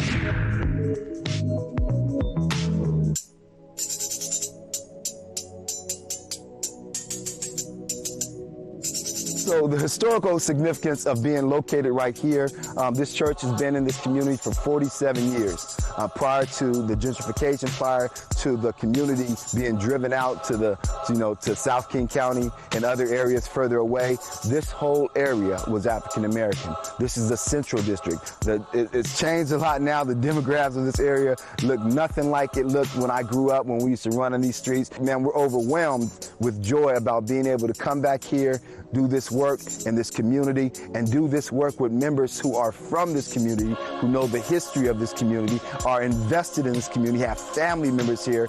A community safety initiative based out of the South End, Central District, and West Seattle. Community safety is about relationship, and it's about community, it's about extended family. Imagine having Black and brown, safe, caring adults in the neighborhood, on the street, in the schools, surrounding our communities with care and support and love. How much greater and safer our communities would be simply because we are serving us. So just like it takes a village to raise a child, it takes the collaboration and cooperation of multiple organizations to end the violence and marginalization in our communities. YMCA, Boys and Girls Club, community passageways, urban family. One of the things that I'm excited about related to this initiative is the opportunity to work together with trusted community leaders and organizations. My name is Martin Lawson. I'm with Community Passageways. I will be functioning as the Executive Director of the Seattle Community Safety Initiative's Central District Hub. Hello, my name is Paul Patu, and I'm the Executive Director of Urban Family. On behalf of the initiative, Urban Family will lead the training, technical assistance, and consulting. Hi, my name is Marty Jackson, and I'm the Southeast Network Executive Director for the Boys and Girls Clubs of King County. For the Seattle Community Safety Initiative, I will be the Executive Director for the South End Hub. Hello, my name is Marvin Marshall, and I'm the Violence Prevention Director with the YMCA of Greater Seattle. On behalf of the Seattle Safety Initiative, I will oversee the West Seattle Hub.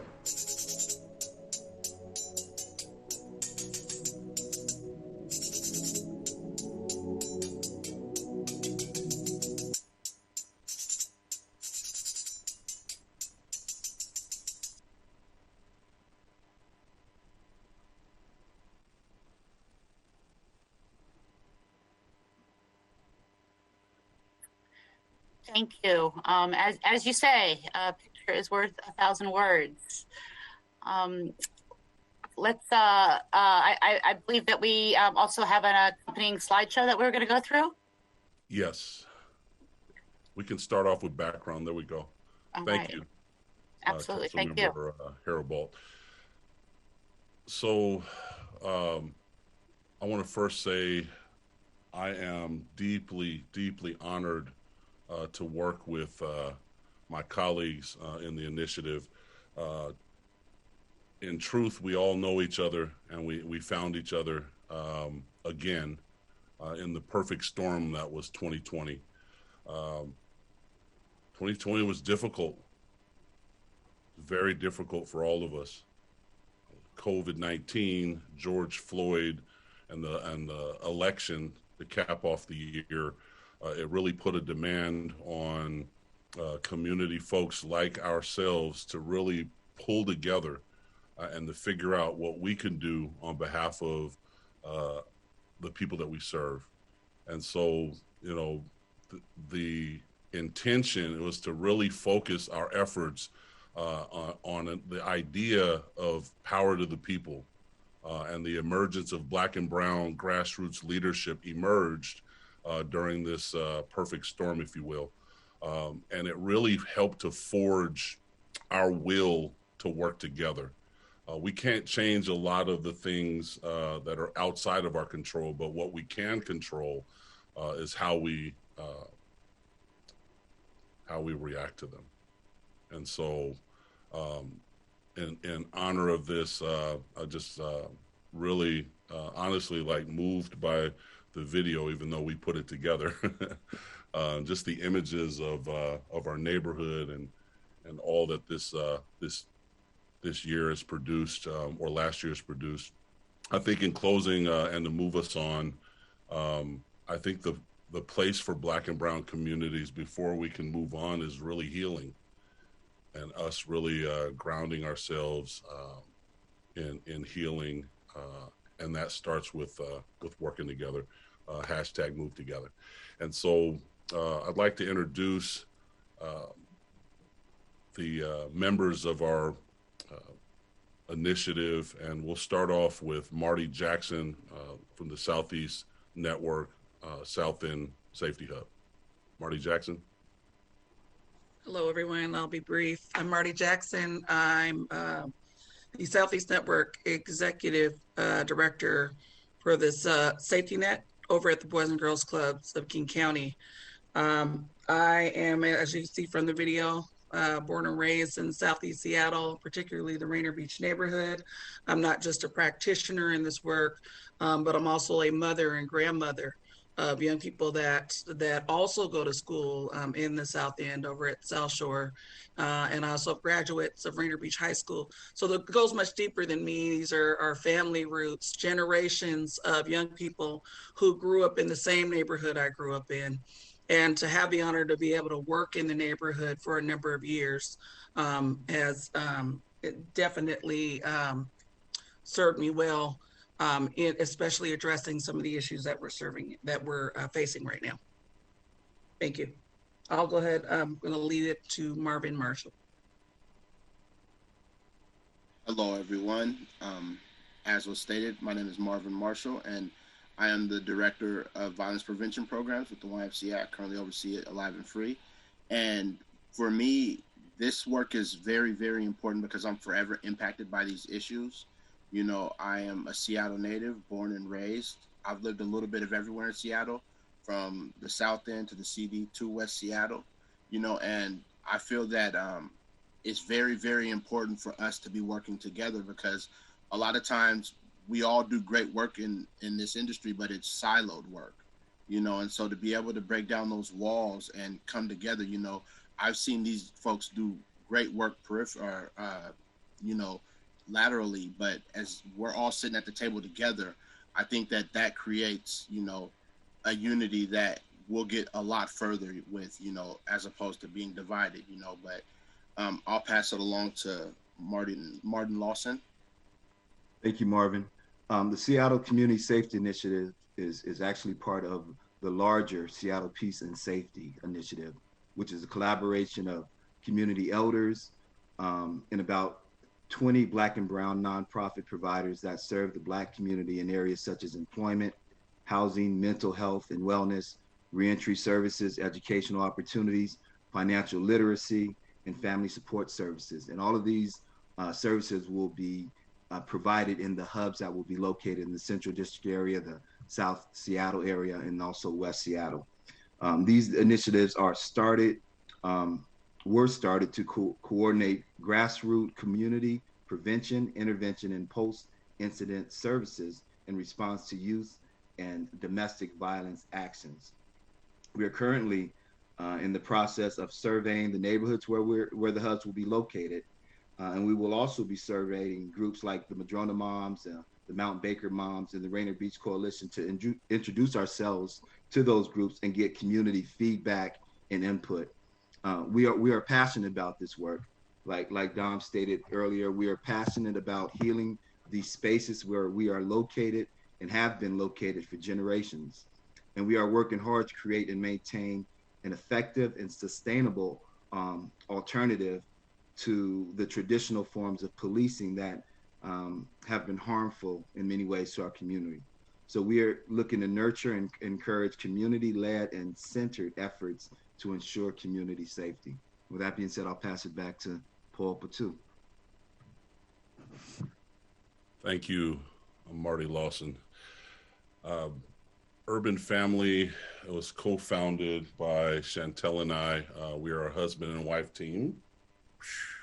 Anyways, but yeah, we are serving the neighborhoods that we grew up in, and I think that is unique in this. And I would be remiss to say that, you know, what is also a power dynamic shift is two grassroots organizations partnering with two large nationally well-recognized organizations and all Black and Brown leadership. That's extremely important. Our role in the initiative in terms of urban family is really to bring our 20 plus years of experience in intervention work, and particularly around crisis response, critical incident response, and the technical assistance and consulting needed to scaffold and really build the competency and the skill of our safety teams. Our leaders are already trusted, and I feel really good about that. But it's extremely important that this be a holistic initiative and really from the ground up nurture and cultivate each area with care and support. And so Urban Family is extremely, excited to get going on this process. And to tell you more about the initiative and particularly the nuts and bolts of the initiative, I'd like to hand it back off to my colleague, Marty Jackson, and she'll explain more about the model of the Seattle CSI. Thank you. Hey, Marty, can you hold on one second? Council member, how much time do we have left? If we could wrap up the presentation in the next 5 to 8 minutes and then allow for some questions from council members, that would be great. Okay, thank you. Sorry, Marty. No, you're fine, Tiffany. I'm glad you asked that because I was looking at the time also. And so, so I will go ahead and just talk a little bit about the model.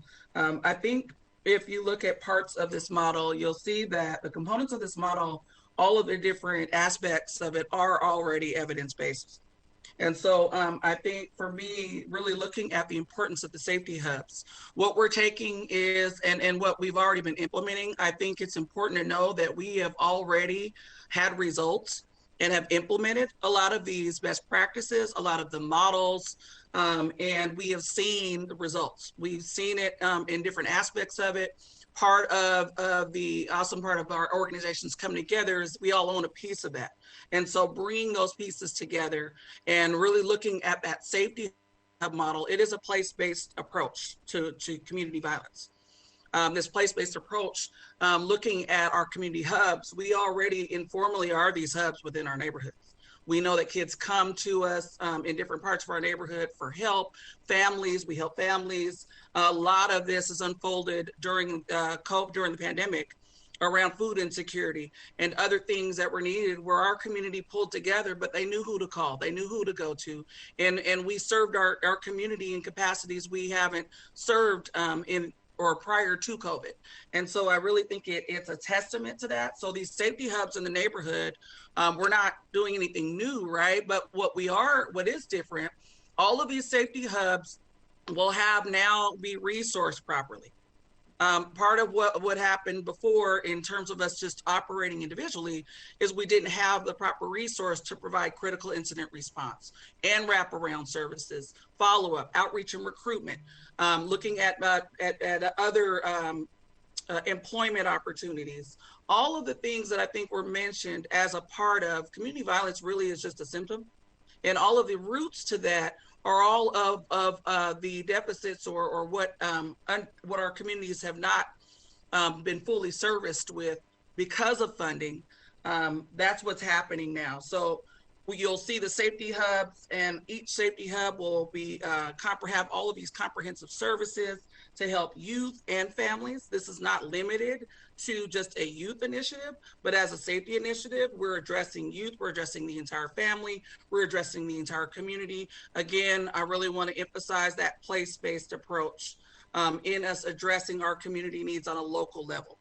And so another piece of this is our safety teams, which is Safe Passage, which has been operating now for the last 5 years. We have been able to see some results within our the Rainier Beach neighborhood in particular but looking to replicate this in other neighborhoods. I'm sure some of you have already heard and have heard the results of what's happened with Safe Passage and through some of the other efforts that are happening within the Rainier Beach neighborhood. But crime has been down 40% that first year that we were operating. And since then, 30%.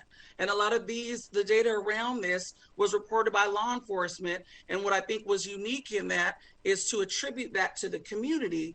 What we're doing is we're taking that and we're really moving that and replicating everything that we all have been doing that has been working in our own neighborhoods. And then we're sharing these resources and we're aligning our efforts in a way so that we can be able to address all of the things that are happening within our neighborhood and better serve our community. I'm going to hand it over to Marvin. Thank you. Thank you.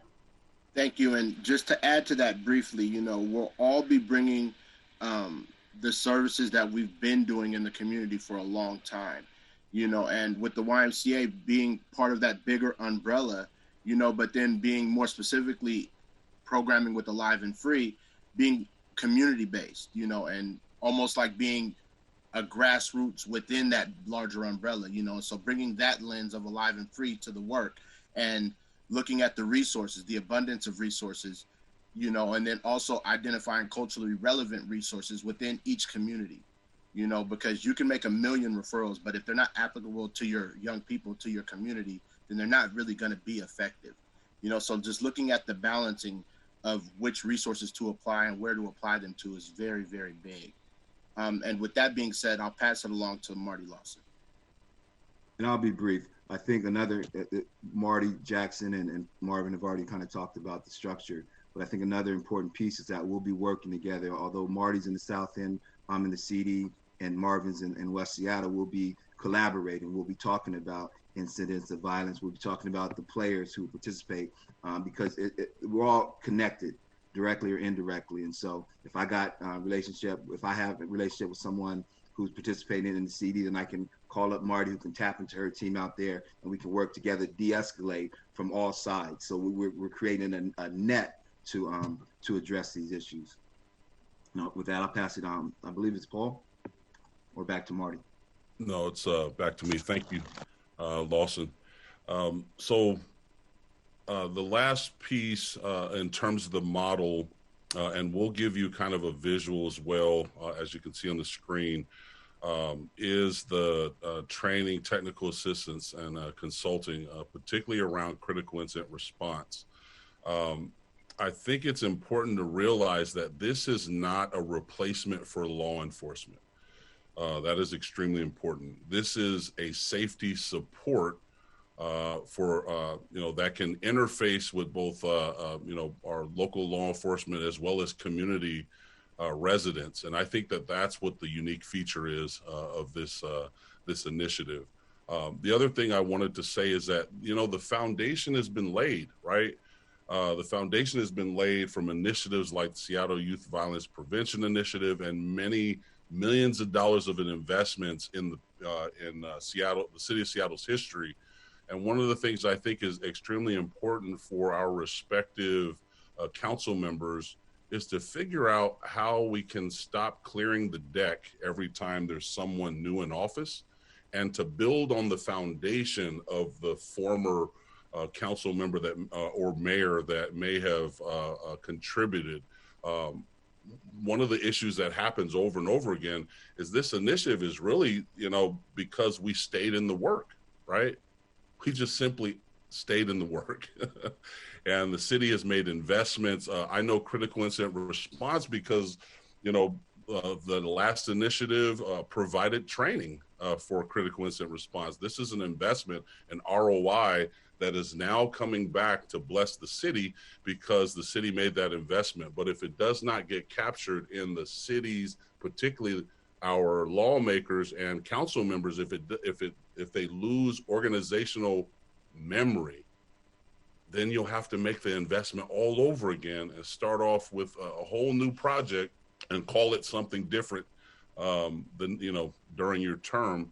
There has to be a better way and a smarter way for us to build on our investments. And you guys are trusted officials. We've voted you in the office, and we would, pray and that you would, give ear to some of the wisdom of the things happening, respectively. So basically, in short, the 4 key components of the safety initiative is our community safety hubs. Our community safety hubs are literally a hub of resource, of life, of care and support that sit in the middle of those respective communities, right? Everything emanates from these safety hubs. This is where community partners connect. This is where, everyone is invited to the table that's a part of that neighborhood. The second piece is our neighborhood-based crisis safety teams. One of the unique features of this, pulling from Safe Passage, is that we will have regular safety patrols of Black and brown safety teams making their routine patrols through the neighborhood, particularly in hot spots, right? There's been a lot of research done by, I want to say George Fox University that basically has a whole kind of set of data and research on hotspots, right, and monitoring hotspots. And so our safety teams will be deployed to do patrols. The other aspect is critical incident response. Critical incident response is literally responding to shots fired, to violence in the community by highly trained safety team members that are trained to respond to violence in the neighborhood. And the philosophy there is really kind of 48 hours, right? 48-hour period.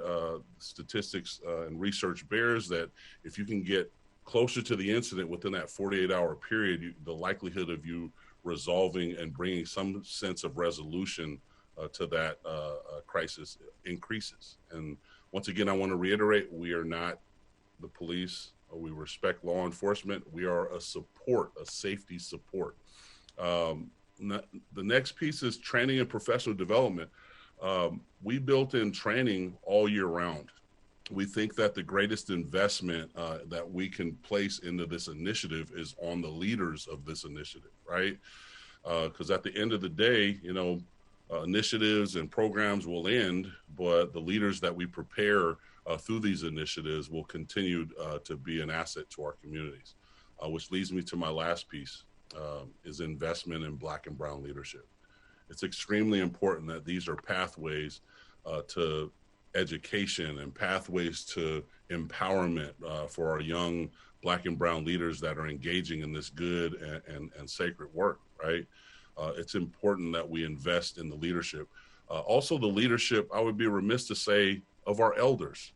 It's time for us to invest in bringing the voices and wisdom of our elders to the space again, so that it's balanced and that they have value, add value to this initiative. And so these 4 key components we feel like are extremely intentional, and we're really excited to get going on this. So with that, I will hand it back off to Tanya.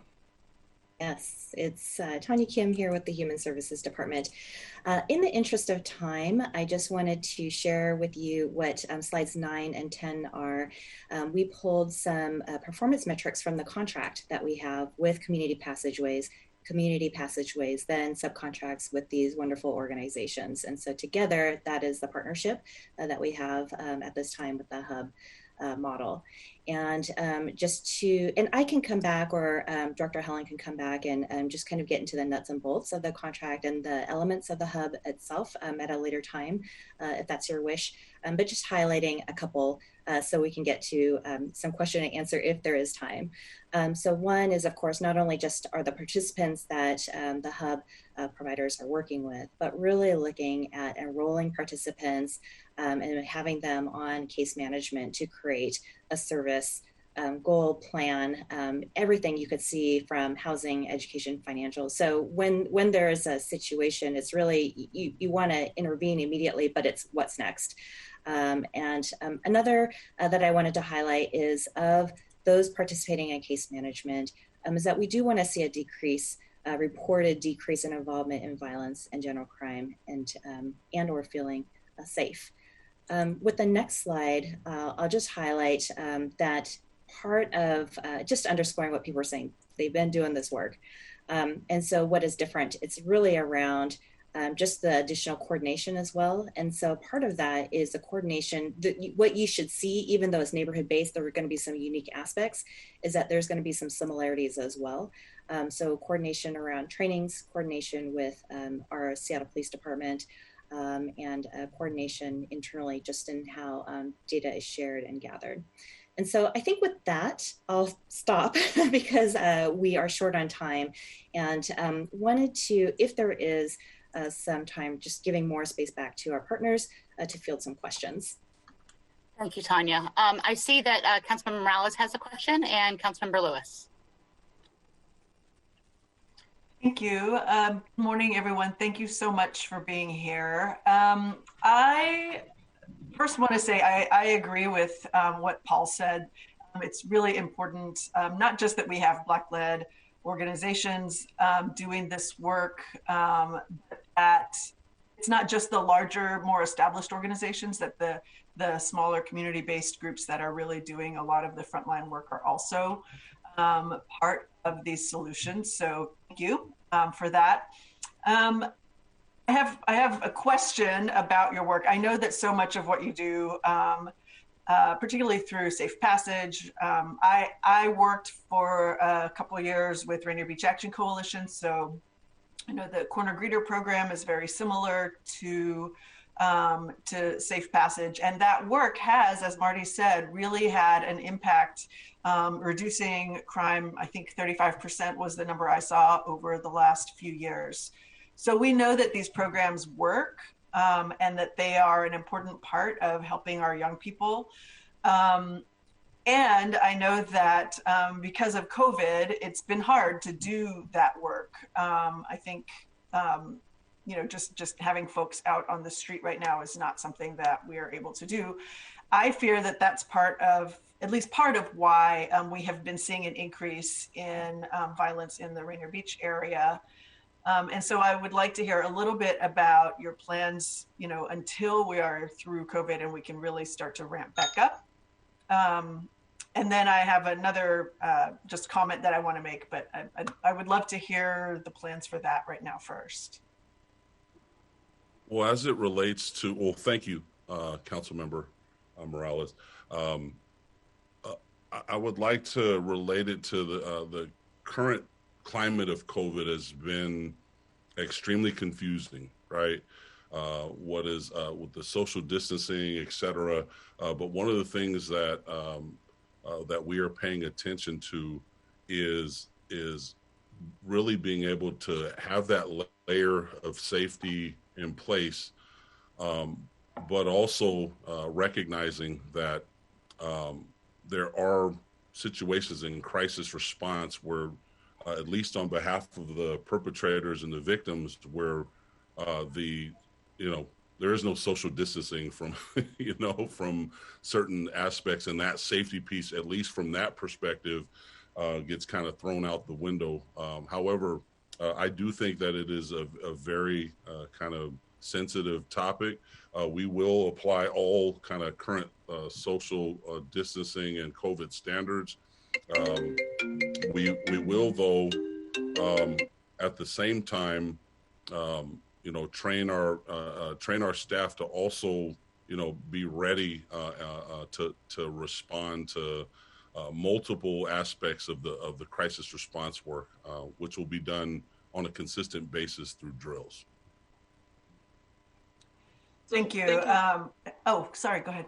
No, sorry, I just wanted to chime in because I do want to clarify that our safety teams are in place. So in terms of Rainier Beach, Safe Passage, and I just want to clarify, Safe Passage and Corner Greeters, we're all a part of the collaboration around the Rainier Beach, a beautiful, safe place for youth, separately. But I do want to make sure that it's understood. The roles for both of our teams are different. And so Safe Passage, as a part of this collaboration, is addressing directly intervening with community, with fight disturbances, de-escalating certain situations, which is not the role of Corner Greeters. And so I want to make sure that part's clear. But we have, since some of the influx of violence that's happened, particularly in Rainier Beach, have started a community healing space back in June.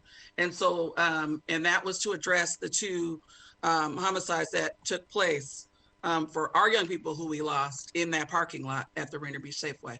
And so as in response to that, and that is in collaboration with RBAC and a couple of others, but that's, I do want to say that we are currently operating and already responding. This initiative allows for us to partner and align our efforts. So even if there is support, we are talking about, hey, if we need more manpower, we have that now with our other partners to be able to come in and align, kind of align our efforts in that way. I think it just builds capacity to be able to respond. And I think that there is also just not information out there for folks to know that we're already addressing what's happening. And those recent shootings that have taken place in our neighborhood, we've already addressed it, and it's happening when we're not in the space. And so we're strategizing now to look at, okay, when is this happening? And I think that there is this response sometimes from community who are not involved to want to be, reactive and kind of reinvent. We've been out there. Our team has been out there on the pavement, on Rainier and Henderson, in the Safeway parking lot. And we have been collaborating with our partners in our neighborhood to address this issue. It is something that doesn't happen overnight because of the pandemic. There's nowhere for young people and older people to go because the bars and some of the lounges are closed. And so we're addressing these issues. We are being very proactive, and we are including the rest of the Seattle Community Safety partners to help in strategizing around that. Hopefully that answered. Yeah, thank you, Marty. I know we have all been hearing plenty from our neighbors in Rainier Beach. I know there's a lot of concern, and I know we've got a couple of meetings scheduled. So I'm looking forward to having those conversations. The last thing I do want to say is, first, I understand that this particular initiative came out of discussions around youth violence interruption. So there is a particular framing for this work.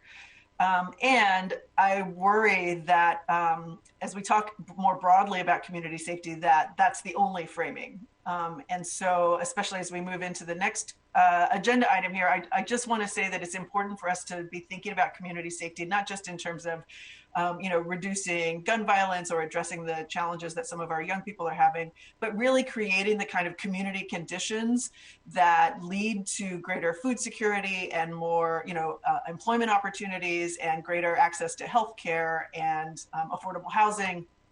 All of the things, I think Paul sort of ran through a similar list of the things that I always think about when I think about what does it mean to have true community safety. And that is for our young people and their families to be able to thrive in place. So I just want to make sure that we are not thinking too narrowly about what community safety means, even as we set up this initiative and support the work that you're all doing.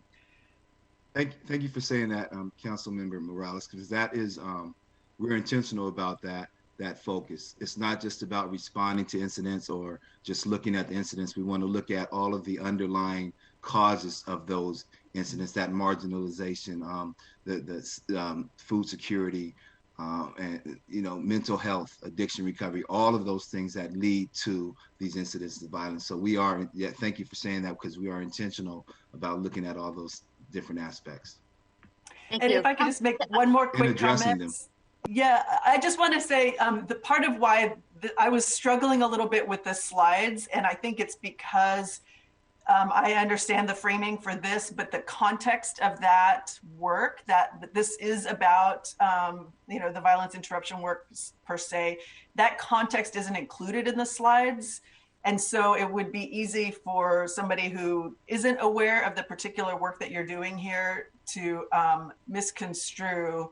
And I think about, typically these sorts of presentations are crafted and drafted by our departments, not by community. And so, when I see things like, trusted organizations and credible organizations, if I think that our departments, which are very often white-led, are saying things like that about Black-led organizations, these are trusted organizations, it makes me feel some kind of way.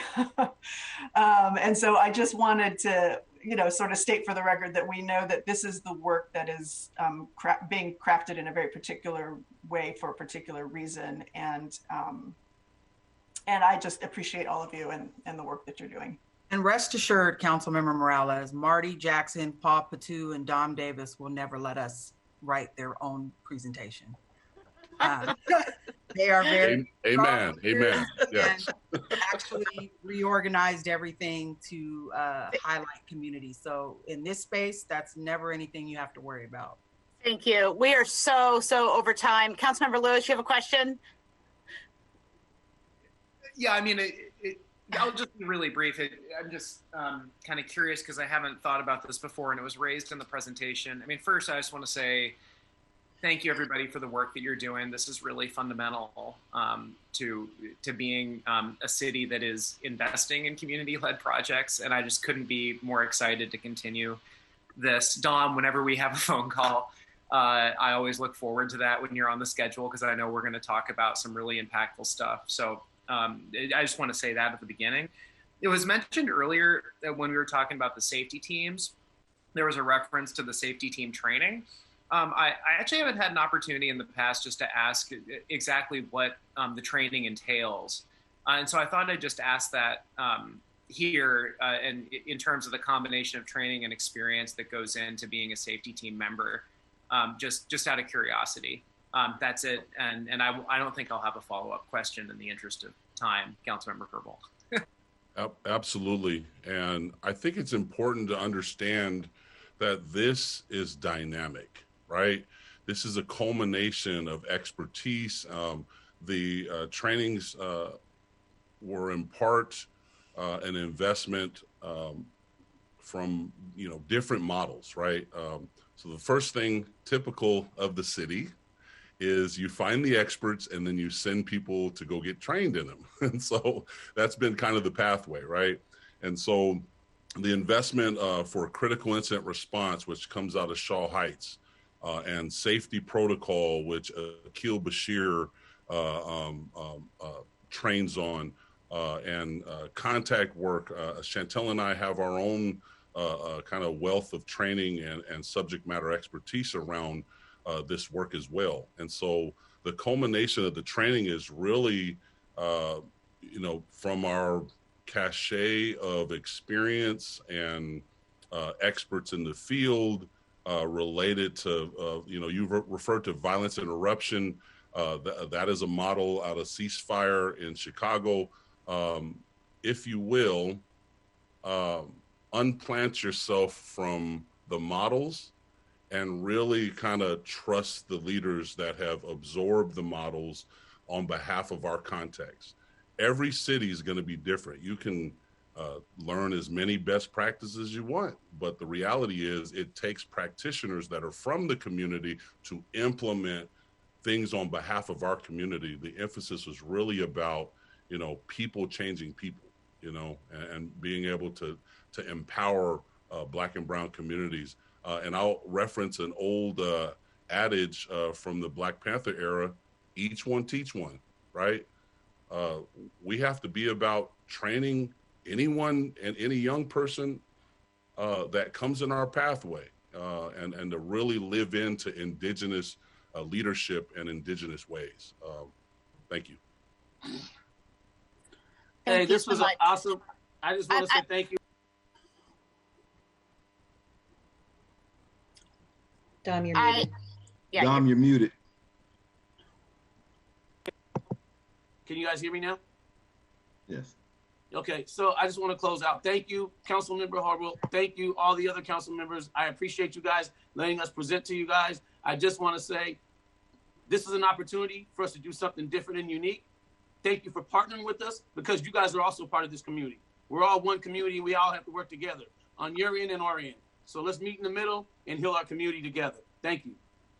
What's the hashtag? Hashtag community healing community. Hashtag move together. Thank you so much. Really appreciate you guys taking time out to share with us your important work. I appreciate hearing some echoes of of the important work that has been done by other investments from the city, such as the Seattle Youth Violence Initiative.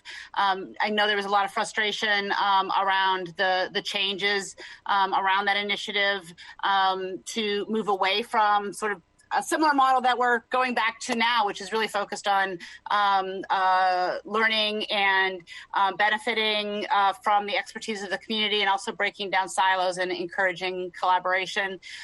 Just want to lift up, I have a couple questions. I don't need them answered now, but I would love to learn more about how referrals are received to SI. How does the community know about your work and how to call you, and then how you prioritize your referrals. Would also be interested to know more about how your work is coordinated with or communicated to the police department. And then finally, I have a few questions about contract performance measures that I know Christina in my office can follow up on. And with that, again, many thanks and gratitude for the important work that you guys are doing in community, doing what you do, and lifting up and developing leadership in the efforts to make safer community. With that, Alex, can you read item 3 into the agenda? Agenda item number 3, community capacity investment process, briefing and discussion.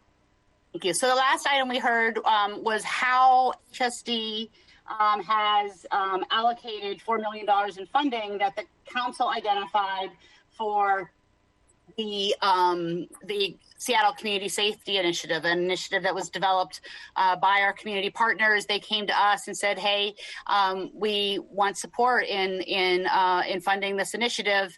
And so what we just heard is how those dollars were used and how they're going to be used. What we're here now is a very brief presentation on another pot of dollars that the council put aside in the 2020 summer rebalancing package.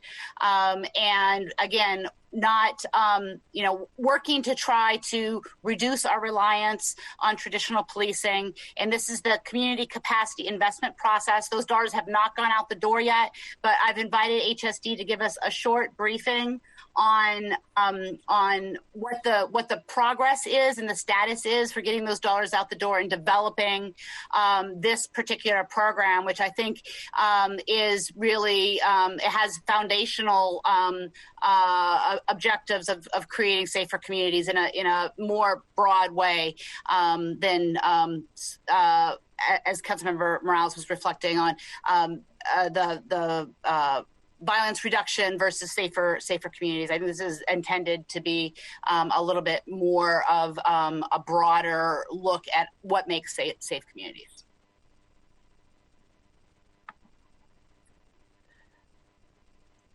Mayor Washington, are you going to take it away for us?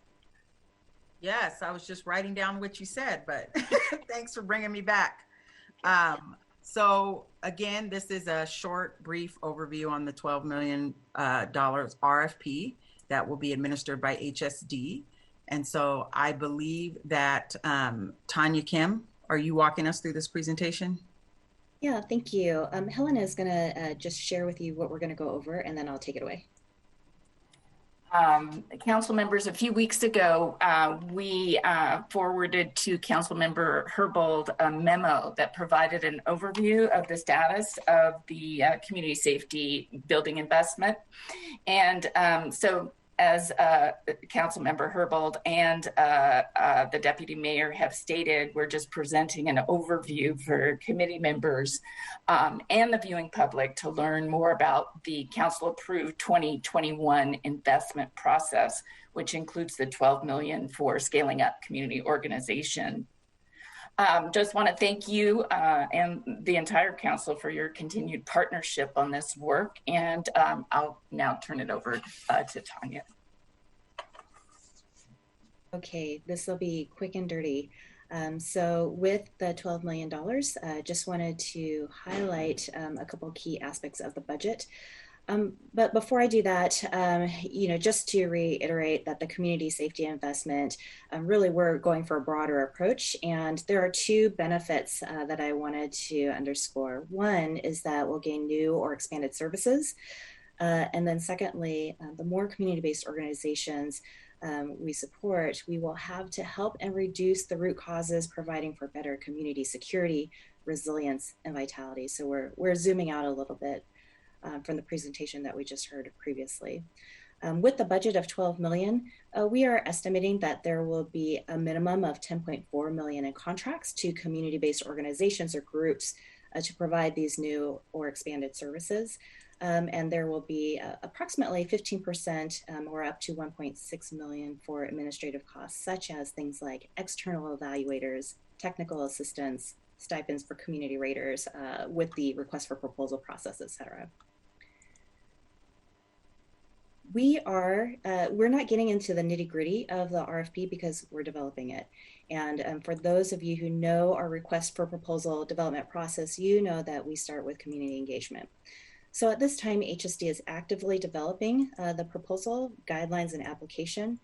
Now, rest assured, we are using existing community engagement feedback that we have already procured, that you're procuring, everybody's procuring. So we are taking all of the analysis into consideration. But for this community engagement, we're honing in on the needs around capacity building specifically. And so with that, we are having one-on-one conversations, small group conversations to understand what those capacity building needs are for our safety providers. And it really is along the spectrum. So conversations are with community, government, academic experts.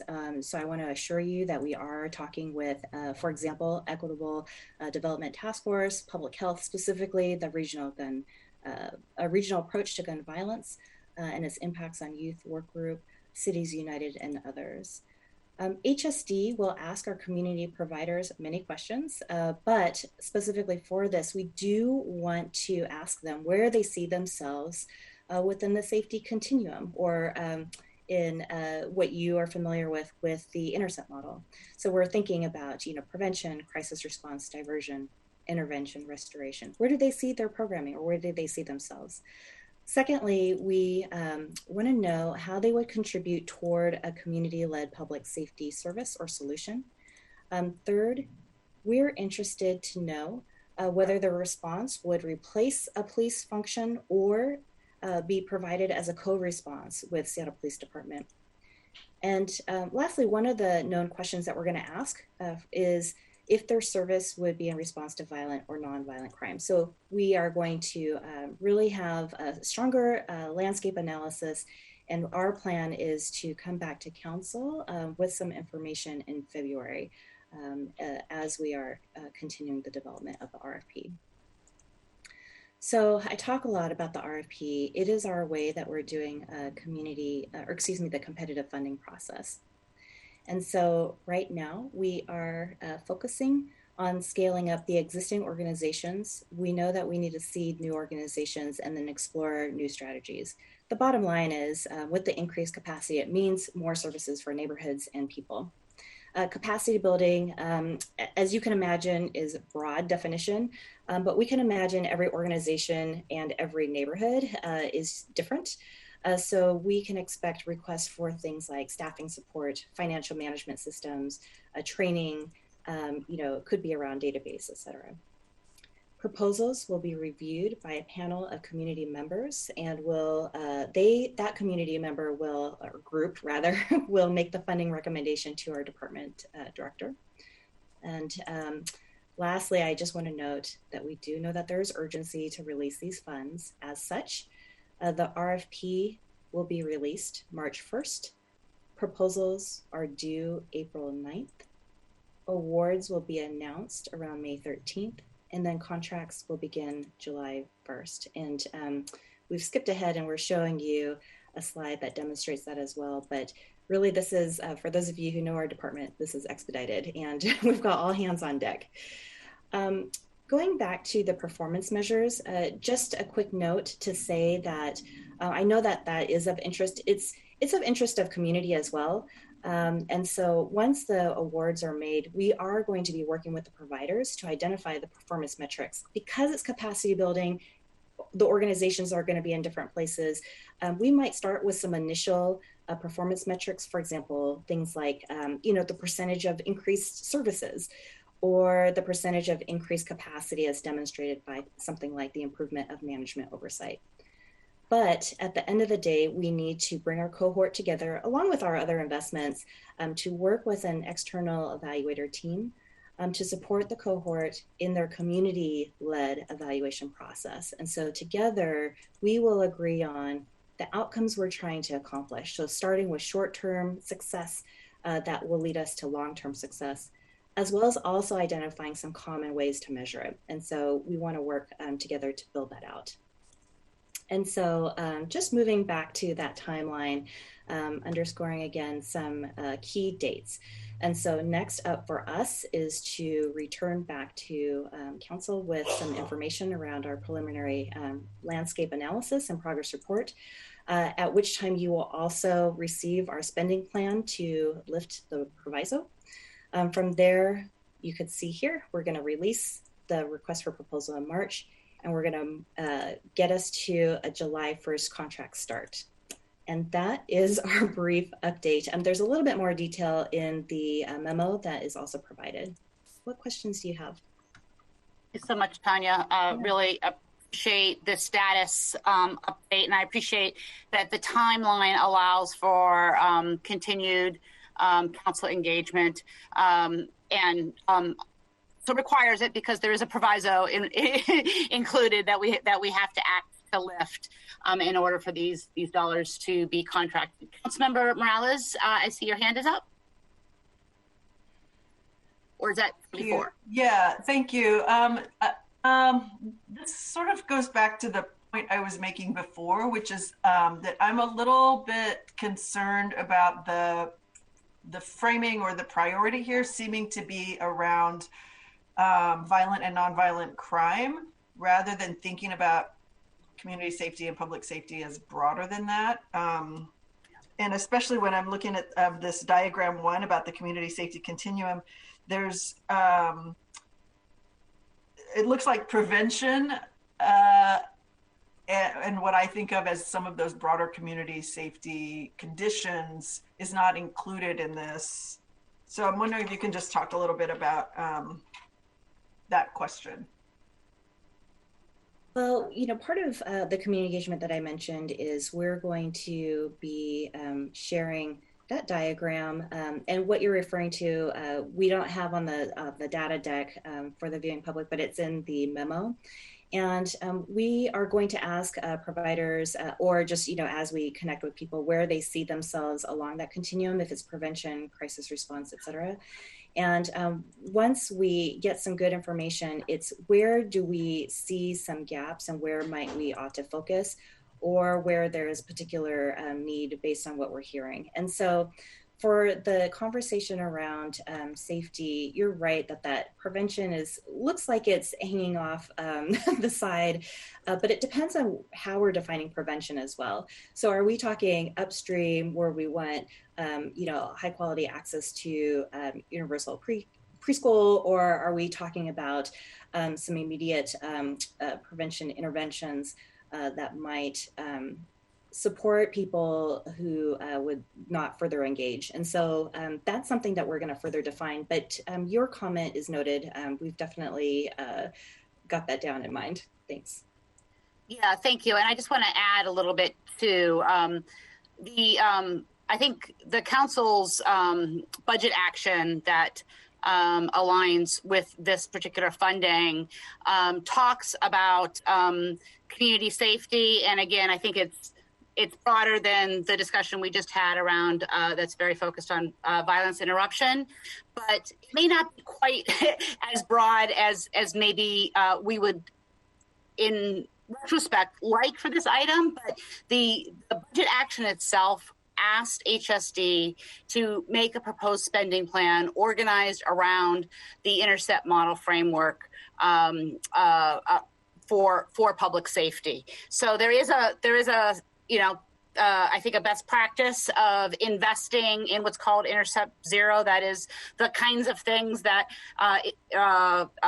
will make it less likely that somebody has any interaction with the criminal justice system. And I think one of the things that I'm really eager to see is what the recommendations are for the community on how much to invest in each intercept. Because I like you, Councilmember Morales, I think we're going to see a lot of interest in funding Intercept Zero elements of this timeline. So again, this is just putting our toe in on this investment, and I appreciate the acknowledgement from HSD as it relates to the timeline around getting these dollars out the door. My sense of urgency is in recognition of the council's sense of urgency.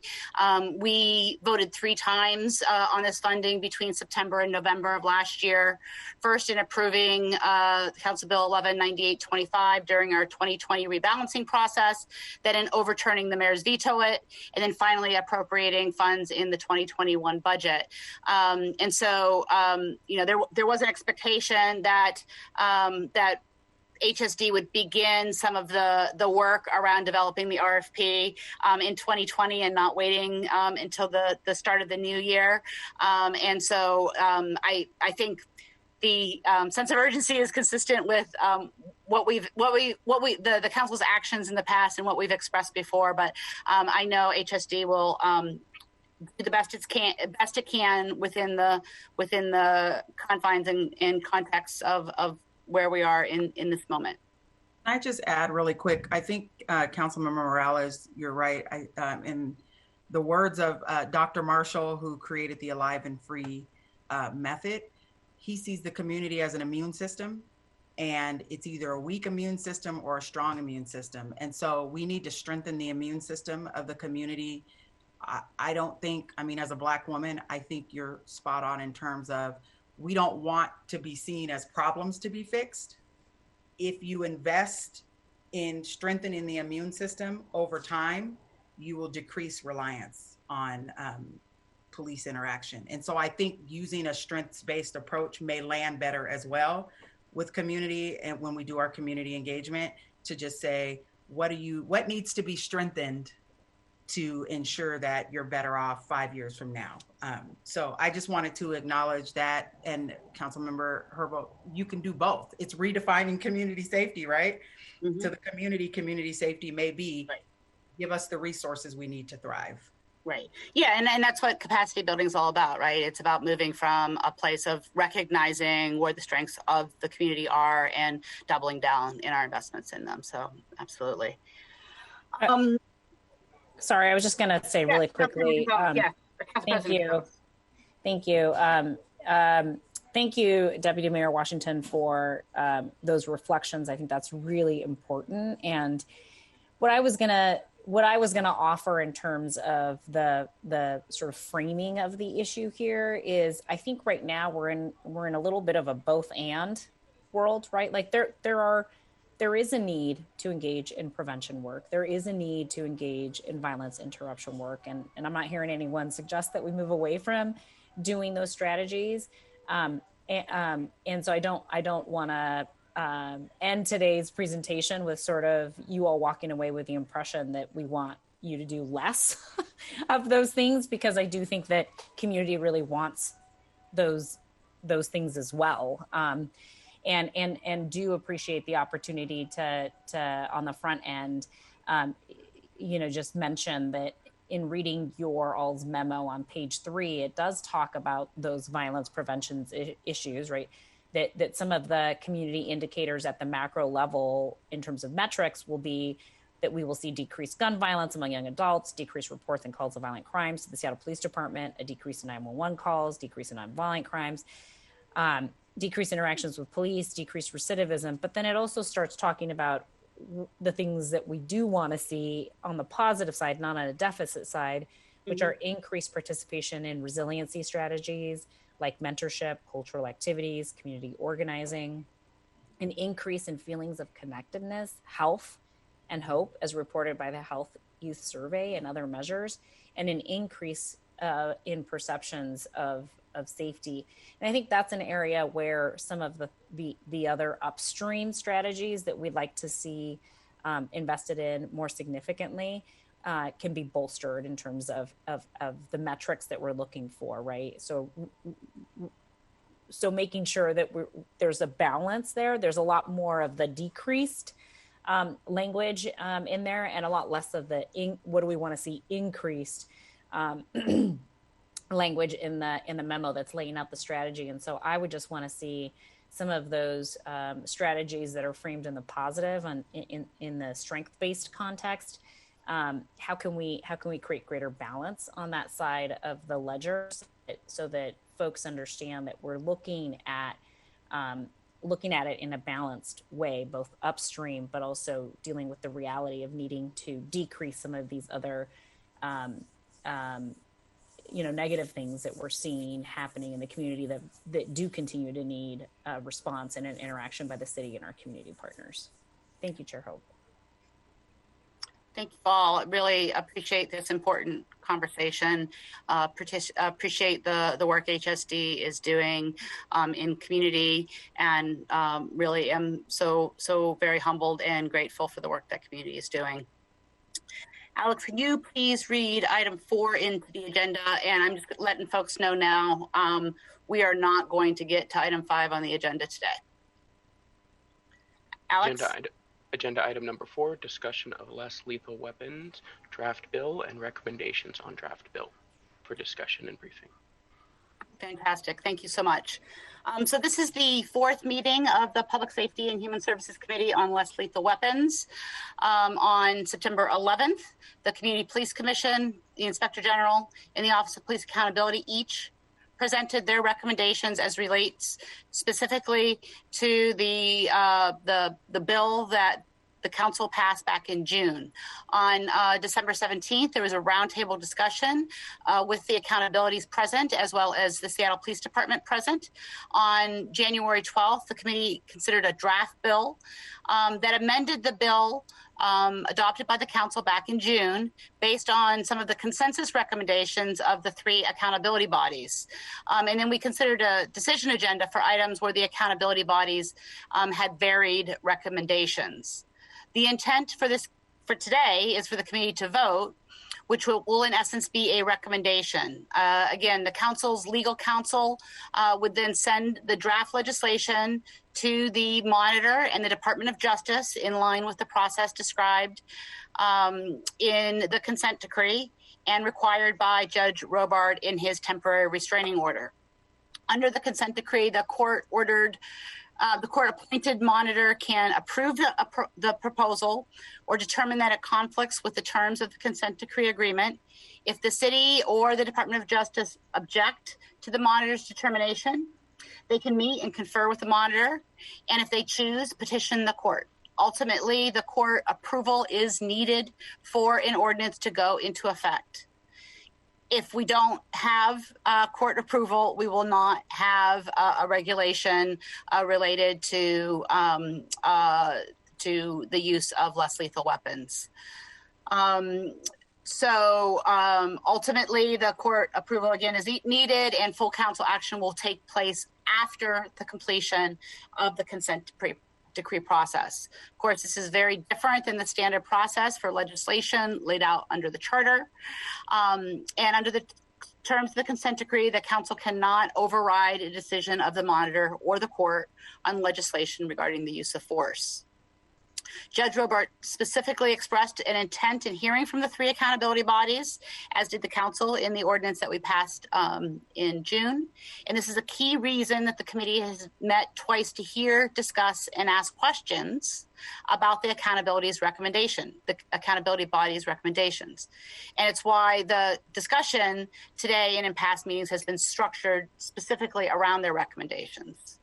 Again, in the July temporary restraining order, I think it's important to be aware of some of the comments that Judge Robard made when he issued this restraining order prohibiting the ordinance from going into effect. He was critical of the ordinance adopted in June by the council, saying it does not increase public safety.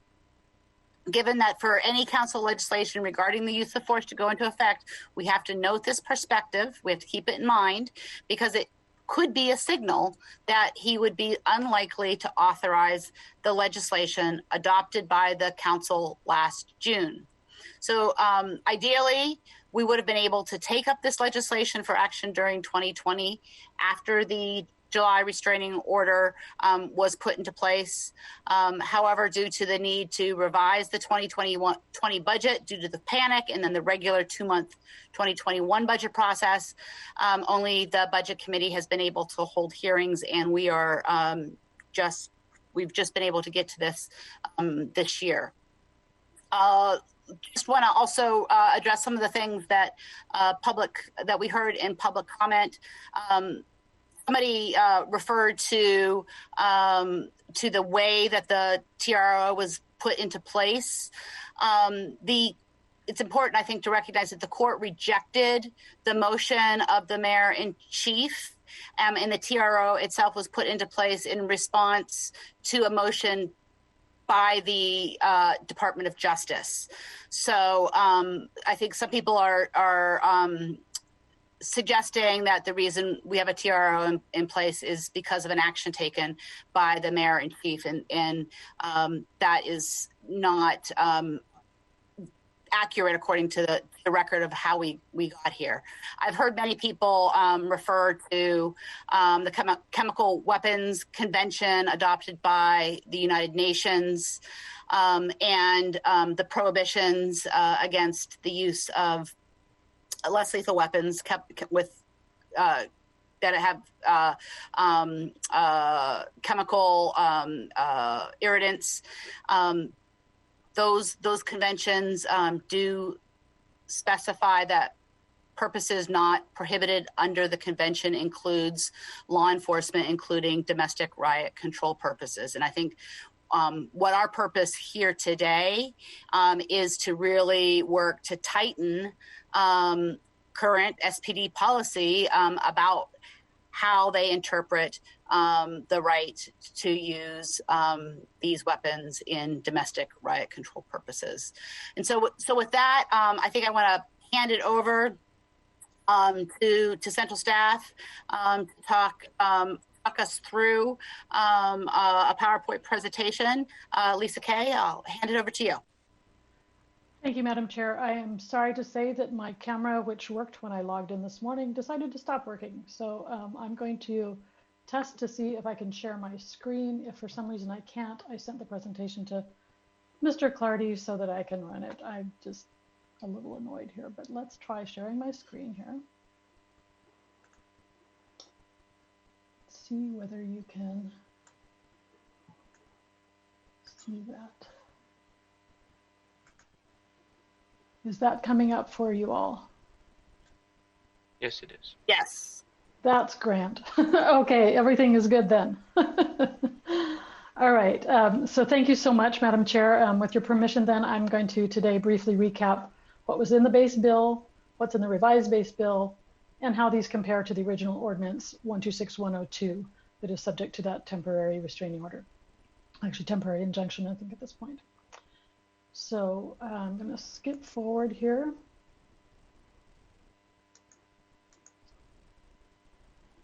So taking you back to your December 17th committee meeting, the committee discussed a base bill that was built around 4 areas of consensus from the 3 accountability agencies for the public. Those are the Community Police Commission, the Office of the Inspector General, and the Office of Police Accountability. 3 of the areas of consensus were to allow specific non-crowd control uses for pepper spray, 40mm launchers, and noise flash diversionary devices. The 4th area of consensus was to ban patrol use of tear gas. And there's an asterisk on this because it means that we drafted the base bill as a complete ban on tear gas because there was not consensus among the accountability agencies for what a partial ban would look like. This is going to make more sense to you a little bit later in the presentation. So at your January 12th committee meeting, you discussed whether you would want to expand the base bill beyond these 4 areas of consensus. And that discussion is informed what we are calling the revised base bill. The revised base bill then would ban some less lethal weapons and would impose conditions on the use of others. So I'm going to walk you through that right now.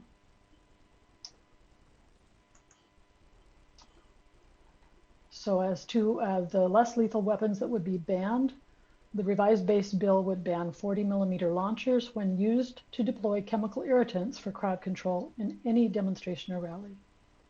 It would ban noise flash diversionary devices for crowd control during any demonstration or rally. It would ban tear gas and chemical irritants other than pepper spray.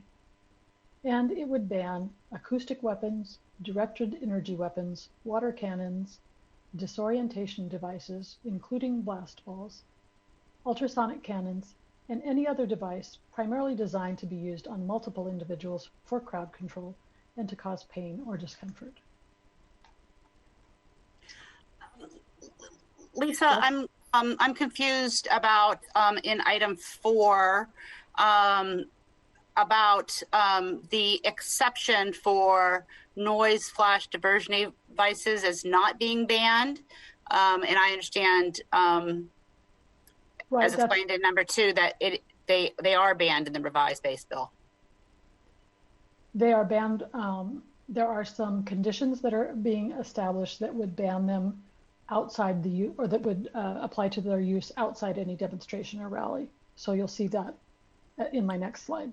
Right, but it seems to me that item 4 combines items that there is a total ban and items for which there is not a total ban but can be used under certain circumstances. I believe the bill includes a total ban under any circumstances for acoustic weapons, directed energy weapons, water cannons, disorientation devices, including blast balls, ultrasonic cannons, but it does not include a total ban for noise flash diversionary devices. Is that because right. That was one of the requests from the accountability bodies, is to allow it for SWAT circumstances. That's right, and I'm going to cover that a little bit later. Okay, thank you. Okay, so moving to the next slide here. The revised base bill would impose a set of specific conditions on some of the less lethal weapons. And this slide shows the conditions that would be applied to pepper spray. So specifically, pepper spray may not be used for crowd control in a non-violent demonstration or rally. And only special weapons and tactics officers, that's the SWAT team, may deploy pepper spray products using a 40mm launcher, and only for purposes other than crowd control in a demonstration or rally. And finally, pepper spray may only be deployed in circumstances in which the risk of serious injury from violent actions outweighs the risk of harm to bystanders. The next set of limitations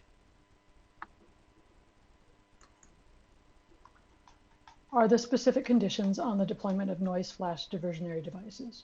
So specifically, only SWAT officers may deploy these devices, and SWAT can use them only for purposes other than crowd control in a demonstration or rally.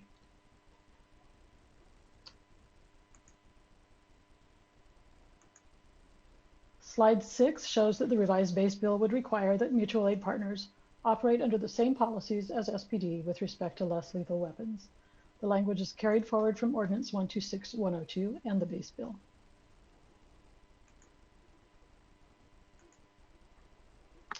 The revised bill would also, at the recommendation of the city attorney, modify the right of action clause to read that it would exclude a person who, in the judgment of a reasonable person, commits a criminal offense at or immediately prior to the use of less lethal force. It would also set the effective date of the ordinance at 30 days after the court's review and approval by the mayor.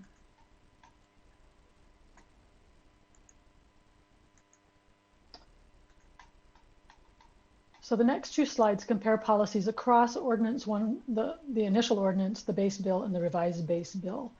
And I would just ask you, Madam Chair, I know time is short. Do you want me to walk through these tables or just come back to them in the event that they become applicable to the discussion? I think the latter, coming back to them, if we need to talk about an option or alternative and see what the original ordinance said about it, I think this is a good reference to have.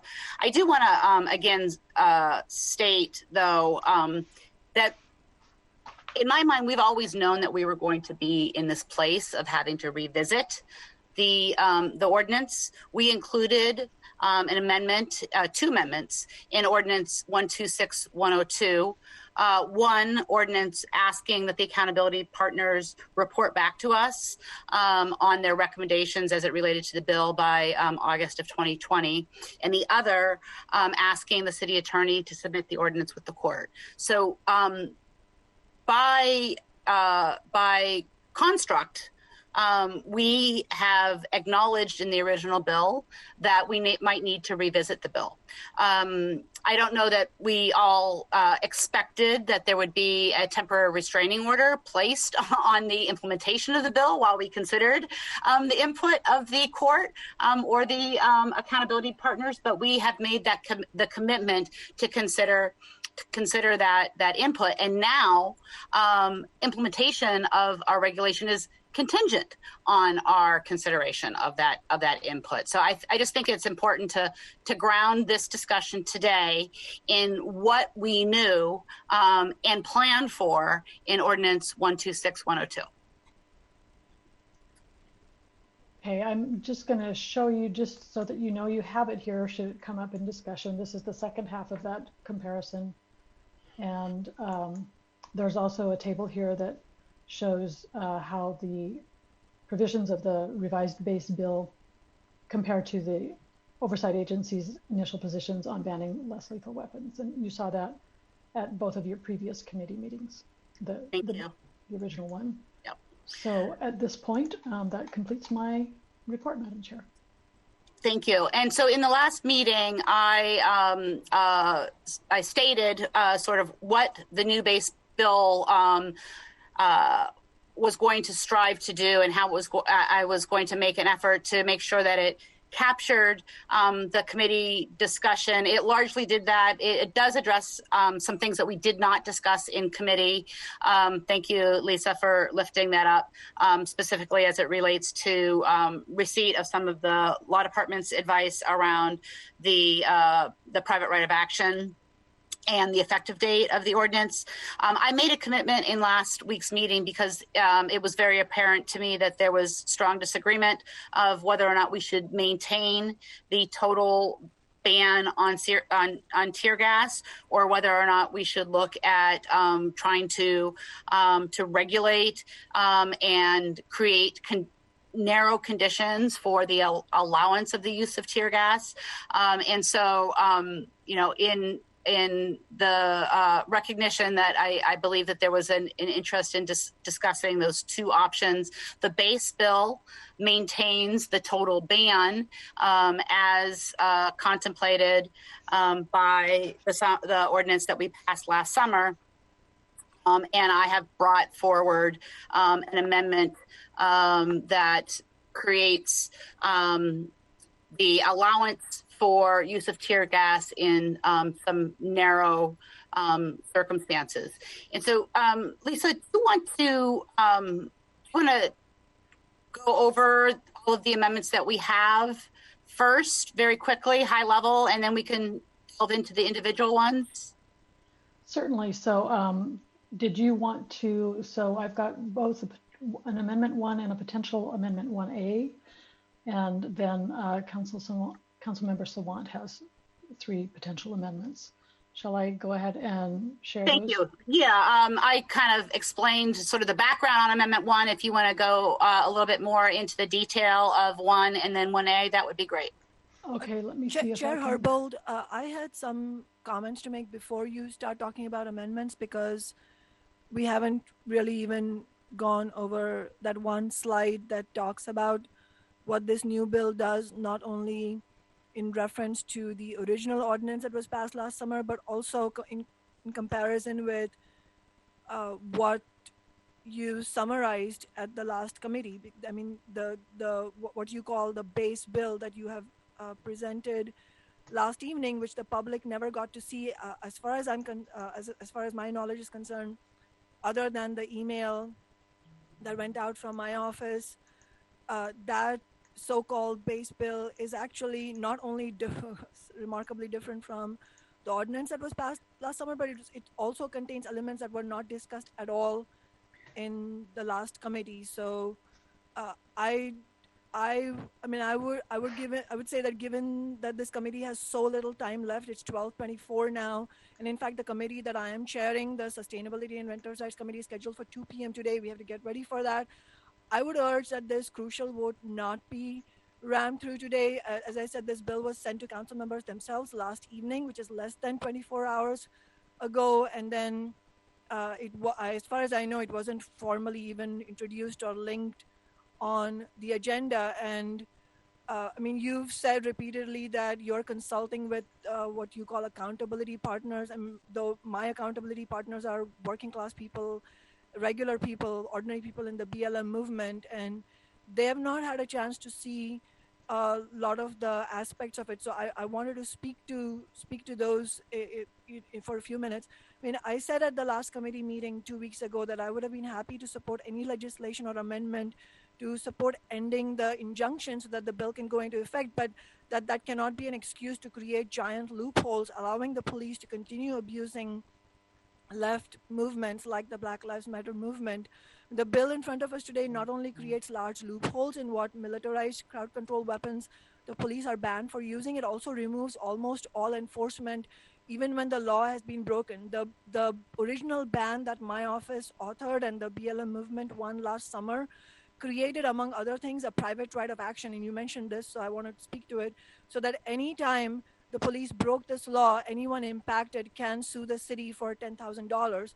And the political establishment may not be serious about holding the police accountable, but the reason we put that in is because when money is involved, you will become more serious about avoiding lawsuits. But this private right of action was literally the only thing that would have actually enforced the ban. We saw this past fall, federal judge Jones issued an injunction prohibiting the police department from continuing to abuse the BLM protests with tear gas and flashbang grenades. The police department then ignored the injunction and continued using these militarized weapons. This isn't just me saying this. The court said that the police violated the injunction, but what was the consequence?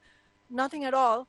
Of course, that's the whole point. The police violated the injunction because they knew that there was not going to be any enforcement. And today's bill has been presented as necessary to make it more likely that it is approved by Judge Robart overseeing the consent decree, but I don't agree with that characterization at all, because the city of Seattle has made no effort so far to actually ask him to approve the ordinance as is, which is what the vast majority of people in Seattle want. So I don't accept that all these loopholes are needed because the consent decree requires it. But even if it were true, why is this new bill removing the private right of action? The private right of action is totally unrelated to any of those questions. The only reason the bill does not remove the private right of action. Okay, let me just finish. You're free to, it's your committee. You're free to disagree. I just want to make a clarification. Yeah, I'm not trying to stop you from talking, but the base bill does not remove the private right of action. The private right of action is the only thing that people have to hold the police accountable. The problem is that the bill that you have provided, it just punches massive loopholes into that private right of action. It's a question of what ordinary people are actually able to do in private right of action. It's not whether formally in the letter of the law, the private right of action exists or not. That's not the standard by which we should measure whether people will actually have private right of action. And also, let's also look at some facts. I don't think that what was characterized as the process leading to this was completely accurate. The reality is that soon after our movement won this ordinance last summer, Mayor Durkin and former Chief Best, with the assistance of the city attorney's office, shamefully tried to derail the ban and stop it from being implemented. They went to Judge Robart in his role overseeing the consent decree to effectively get a temporary restraining order against the ban. Now, as you correctly said, yes, Judge Robart refused it at first, but then just days later, temporary restraining order followed by an injunction was granted in response to a request from the Department of Justice. You're right, but the city attorney joined that effort, so it's not accurate to say that the mayor's administration did not play a role in this. But regardless, I don't agree that the role of the highest legislative body of this city is to water down the legislation. Really, gut principal elements of it is what's happening here. That it's essential to lifting the court's restrictions so that the legislation can go into effect. It's true that while the ban has not been struck down, it cannot be enforced until the legal restrictions are lifted. That's accurate. But as I said last time as well, there is no evidence to indicate that the court is demanding the legislation to be watered down. As I believe community member Leah Buck said in public comment today, it just seems counterintuitive and sort of mind-boggling that this ban would be opposed to a consent decree that is in place because a serious investigation was called for in the first place into the excessive use of force by the police. But even if there was evidence that the court was demanding that this legislation be watered down, shouldn't self-professed progressive council members be fighting for the strongest possible ban on police weapons first and really put a lot of public pressure on the court to approve a legislation that is needed given the just example after example of systematic violence from the police?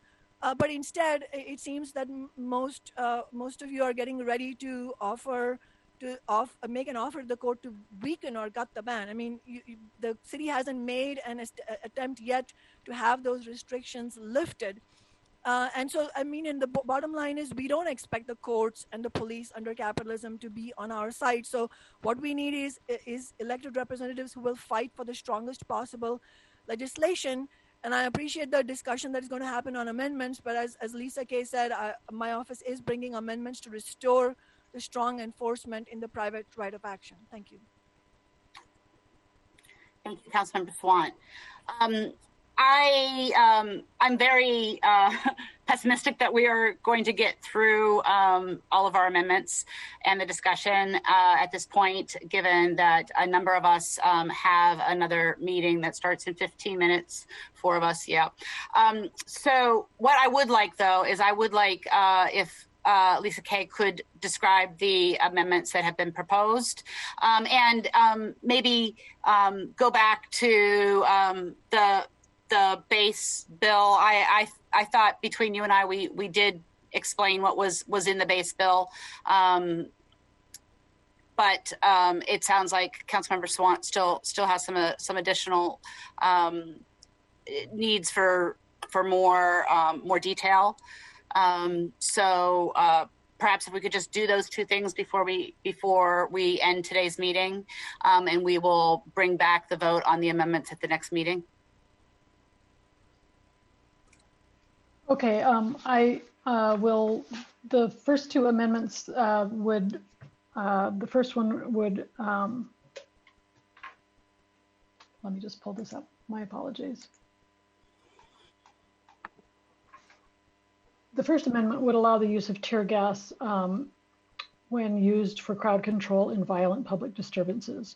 And it also then defines a violent public disturbance as any gathering where 12 or more persons who are present together use or threaten to use unlawful violence towards another person or group of people, and the conduct of them taken together is such as would cause a person of reasonable firmness present at the scene to fear for his personal safety. That's really hard to absorb audio, by hearing it. I apologize. So the Amendment 1 would allow the use of tear gas for crowd control in violent public disturbances, but only when deployed under direction of officers who have received training for its use within the previous 12 months and used with a detailed tactical plan developed prior to deployment, and the use is reasonably necessary to prevent threat of an imminent loss of life or seriously bodily injury. These exceptions would not be authorized until the SPD's annual use of force policy reviews completed as required by the consent decree. And just as a point of information, those use of force policy review is going on simultaneously to our legislative discussions, and I believe they are supposed to be proposing changes to the use of force policies in early February. I believe it's February 11th, and so. That will have to go through the consent decree process, the same process that I described earlier, and so the effective date of the ordinance and the restrictions around tear gas would go into effect after that time. Again, I just want to underscore that currently we don't have any restrictions in law on the use of less lethal weapons. And unless the court authorizes a council bill, we will not. Okay, Amendment 1A then is really kind of a provisional amendment. If Amendment 1 passes, the law department said that given the adopted definition for violent or allowing tear gas to be used in a violent public demonstration, they would amend the right of action clause to set or basically to prohibit any person whose participation in a violent public disturbance prior to or during the use of any less lethal weapon would cause a person of reasonable firmness present at the scene to fear for his personal safety may not recover under the section. So it's basically prohibiting somebody who was involved in the violent public disturbance from recovering damages and court costs through this right of action. So how, Lisa, how does that differ from the language in the base bill that I proposed relating to the private right of action? It's just it's a somewhat different definition in terms of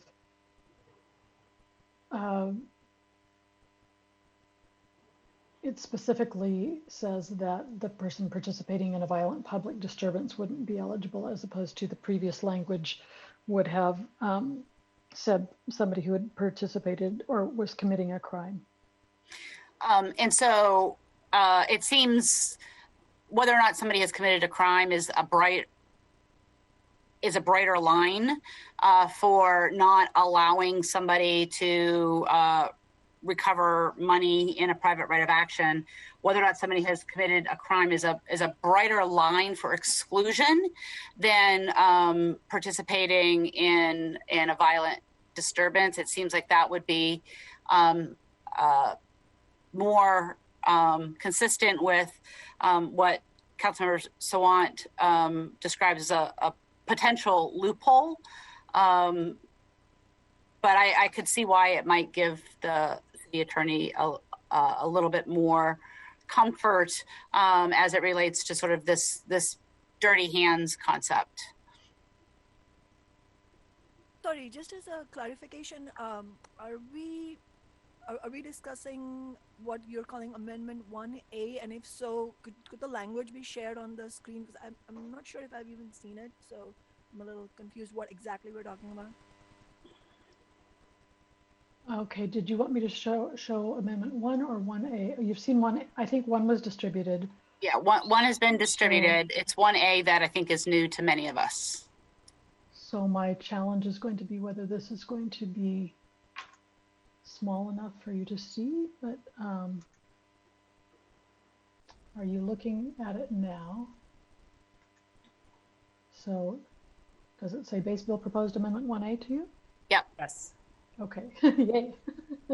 So I'm not quite sure how to zoom this so that it all fits onto one page. I'm sorry. I'm going to scroll down through it. So you'll see this is the language that would, what you're calling the dirty hands provision, that would prevent a person who was a participant in the violent public disturbance from recovering.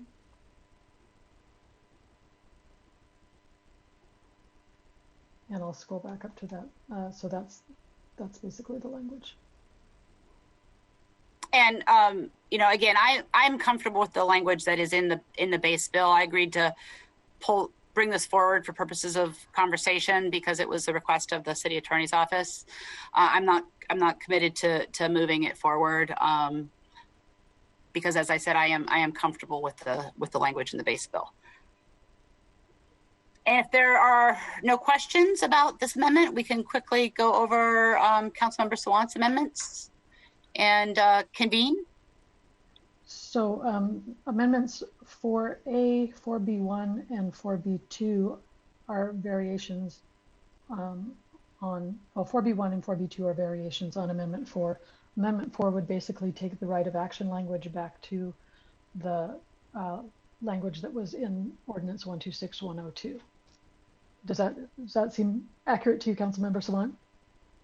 Is that the description you would use? Yes. Would it be okay with the chair if I said a few words about the amendment? Absolutely. I can also share it on the screen if you'd like. That will also be good in addition to what I'm saying. Okay. Thank you. And I just want to make note that Councilmember Lewis has a comment as well. But yes, Councilmember Sawant. Thank you. This amendment will restore the private right of action. As I said, that is the only real enforcement of the ban on crowd control weapons. Police officers are not held individually accountable, partially because the decision to use these chemical and other militarized weapons is usually made at the top, not by the individual officer, but more importantly, because police are virtually never held accountable for abusing left-wing and peaceful protesters. I mean, that is just a statistically established fact. This is just what happens. It's not about theory, but this is what actually happens in real life. The legislation that the council passed last summer holds the city establishment accountable. If the police fill the streets with tear gas and explosives, the impacted protesters can sue for $10,000 each. That is, and the reason we put that in is because that's a real consequence for the political establishment. It's not just about the police, it's about the political establishment that's allowing the police to carry out actions that are completely objectionable. So then it forces them to take the ban on the militarized crowd control weapons seriously. The reason I don't think that what is in the base bill is enough is, and I do think it's a loophole, it's a crucial loophole, is because it makes it far, far more difficult for people to sue even when the police flagrantly break this law. Essentially, if by not approving this amendment, council members will be building into the law the exact same lack of police accountability that all council members claim to be worried about. The loophole is twofold. First, the loophole says that the private right of action only applies when the police use banned weapons during a, quote, non-violent demonstration, end quote. The problem is that we know, again, this is real life, we know that the idea, the quote unquote non-violent demonstration is conveniently defined. I mean, what's violent and what's non-violent is conveniently defined by the police to be whatever they want it to be. During the Justice for George Floyd protest, the Seattle Police Department declared peaceful protests to be violent and even a riot when they wanted to clear the streets of those peaceful protesters. And as I testified in committee last time, I saw that happening while I was at a protest, which then resulted in massive tear gas, pepper spray, blast balls. Somebody actually counted the number of grenades that were unleashed the morning after, and it was, I think, over 300. I mean, it's something insane like that. So, and I can tell you from my own testimony that the protest was completely peaceful. So that's the problem. Also note that this loophole prevents enforcement regardless of whether you were personally involved in any violence. Someone in the crowd has a water bottle, the police claim the protest is violent, start firing illegal blast balls, and then you cannot get justice because of this loophole. Second, let me just, I think I get your point. I think what you're saying is if we are going to continue to have banned less lethal weapons that are 100% banned in their application in crowd control situations, what is the punishment? What my amendment tried to do is acknowledging that if the base bill together with the tear gas amendment passes, there will be some allowance of pepper spray and tear gas in narrow circumstances. So perhaps between now and the next meeting, we can create some other alternatives. I understand that you want to maintain the full ban of all less lethal weapons, but maybe we could create some language that that assumes some outcomes around these amendments, whereas there is still a punishment for the use of less lethal weapons that are supposed to be banned in all crowd control situations, and then a punishment for the ones that are not banned but are misused. But I need to adjourn this meeting. It is 12:44. 4 of us have another meeting that we have to be at, and so I really appreciate. I understand that, but I just want to finish what I was saying. It may address what you're saying, but I'm not proposing that we discuss on that. I just, in the interest of the public, I just want to finish that. It'll take me a minute or two. But I'm, of course, as I said, I'm completely open to discussing strong enforcement. I have no problem doing that, and I look forward to that. But I would just say that beyond what I said, it also, the loophole says that the private right of action does not apply to, quote, a person who, in the judgment of a reasonable person, commits a criminal offense at or immediately prior to the use of less lethal force, end quote. I mean, in my view, police brutality is never okay, but beyond that, it does not even require the person be convicted of a crime, just that a reasonable person would think that they did. But most dangerously, we have seen how police regularly charge protesters with quote-unquote criminal offense to justify brutality. This happens all the time. People are charged with offenses like parading without a permit, failure to disperse, resisting arrest. Councilmember, would you like to stay in the meeting? Because the 4 of us have to leave. I will leave the meeting open if you want to continue.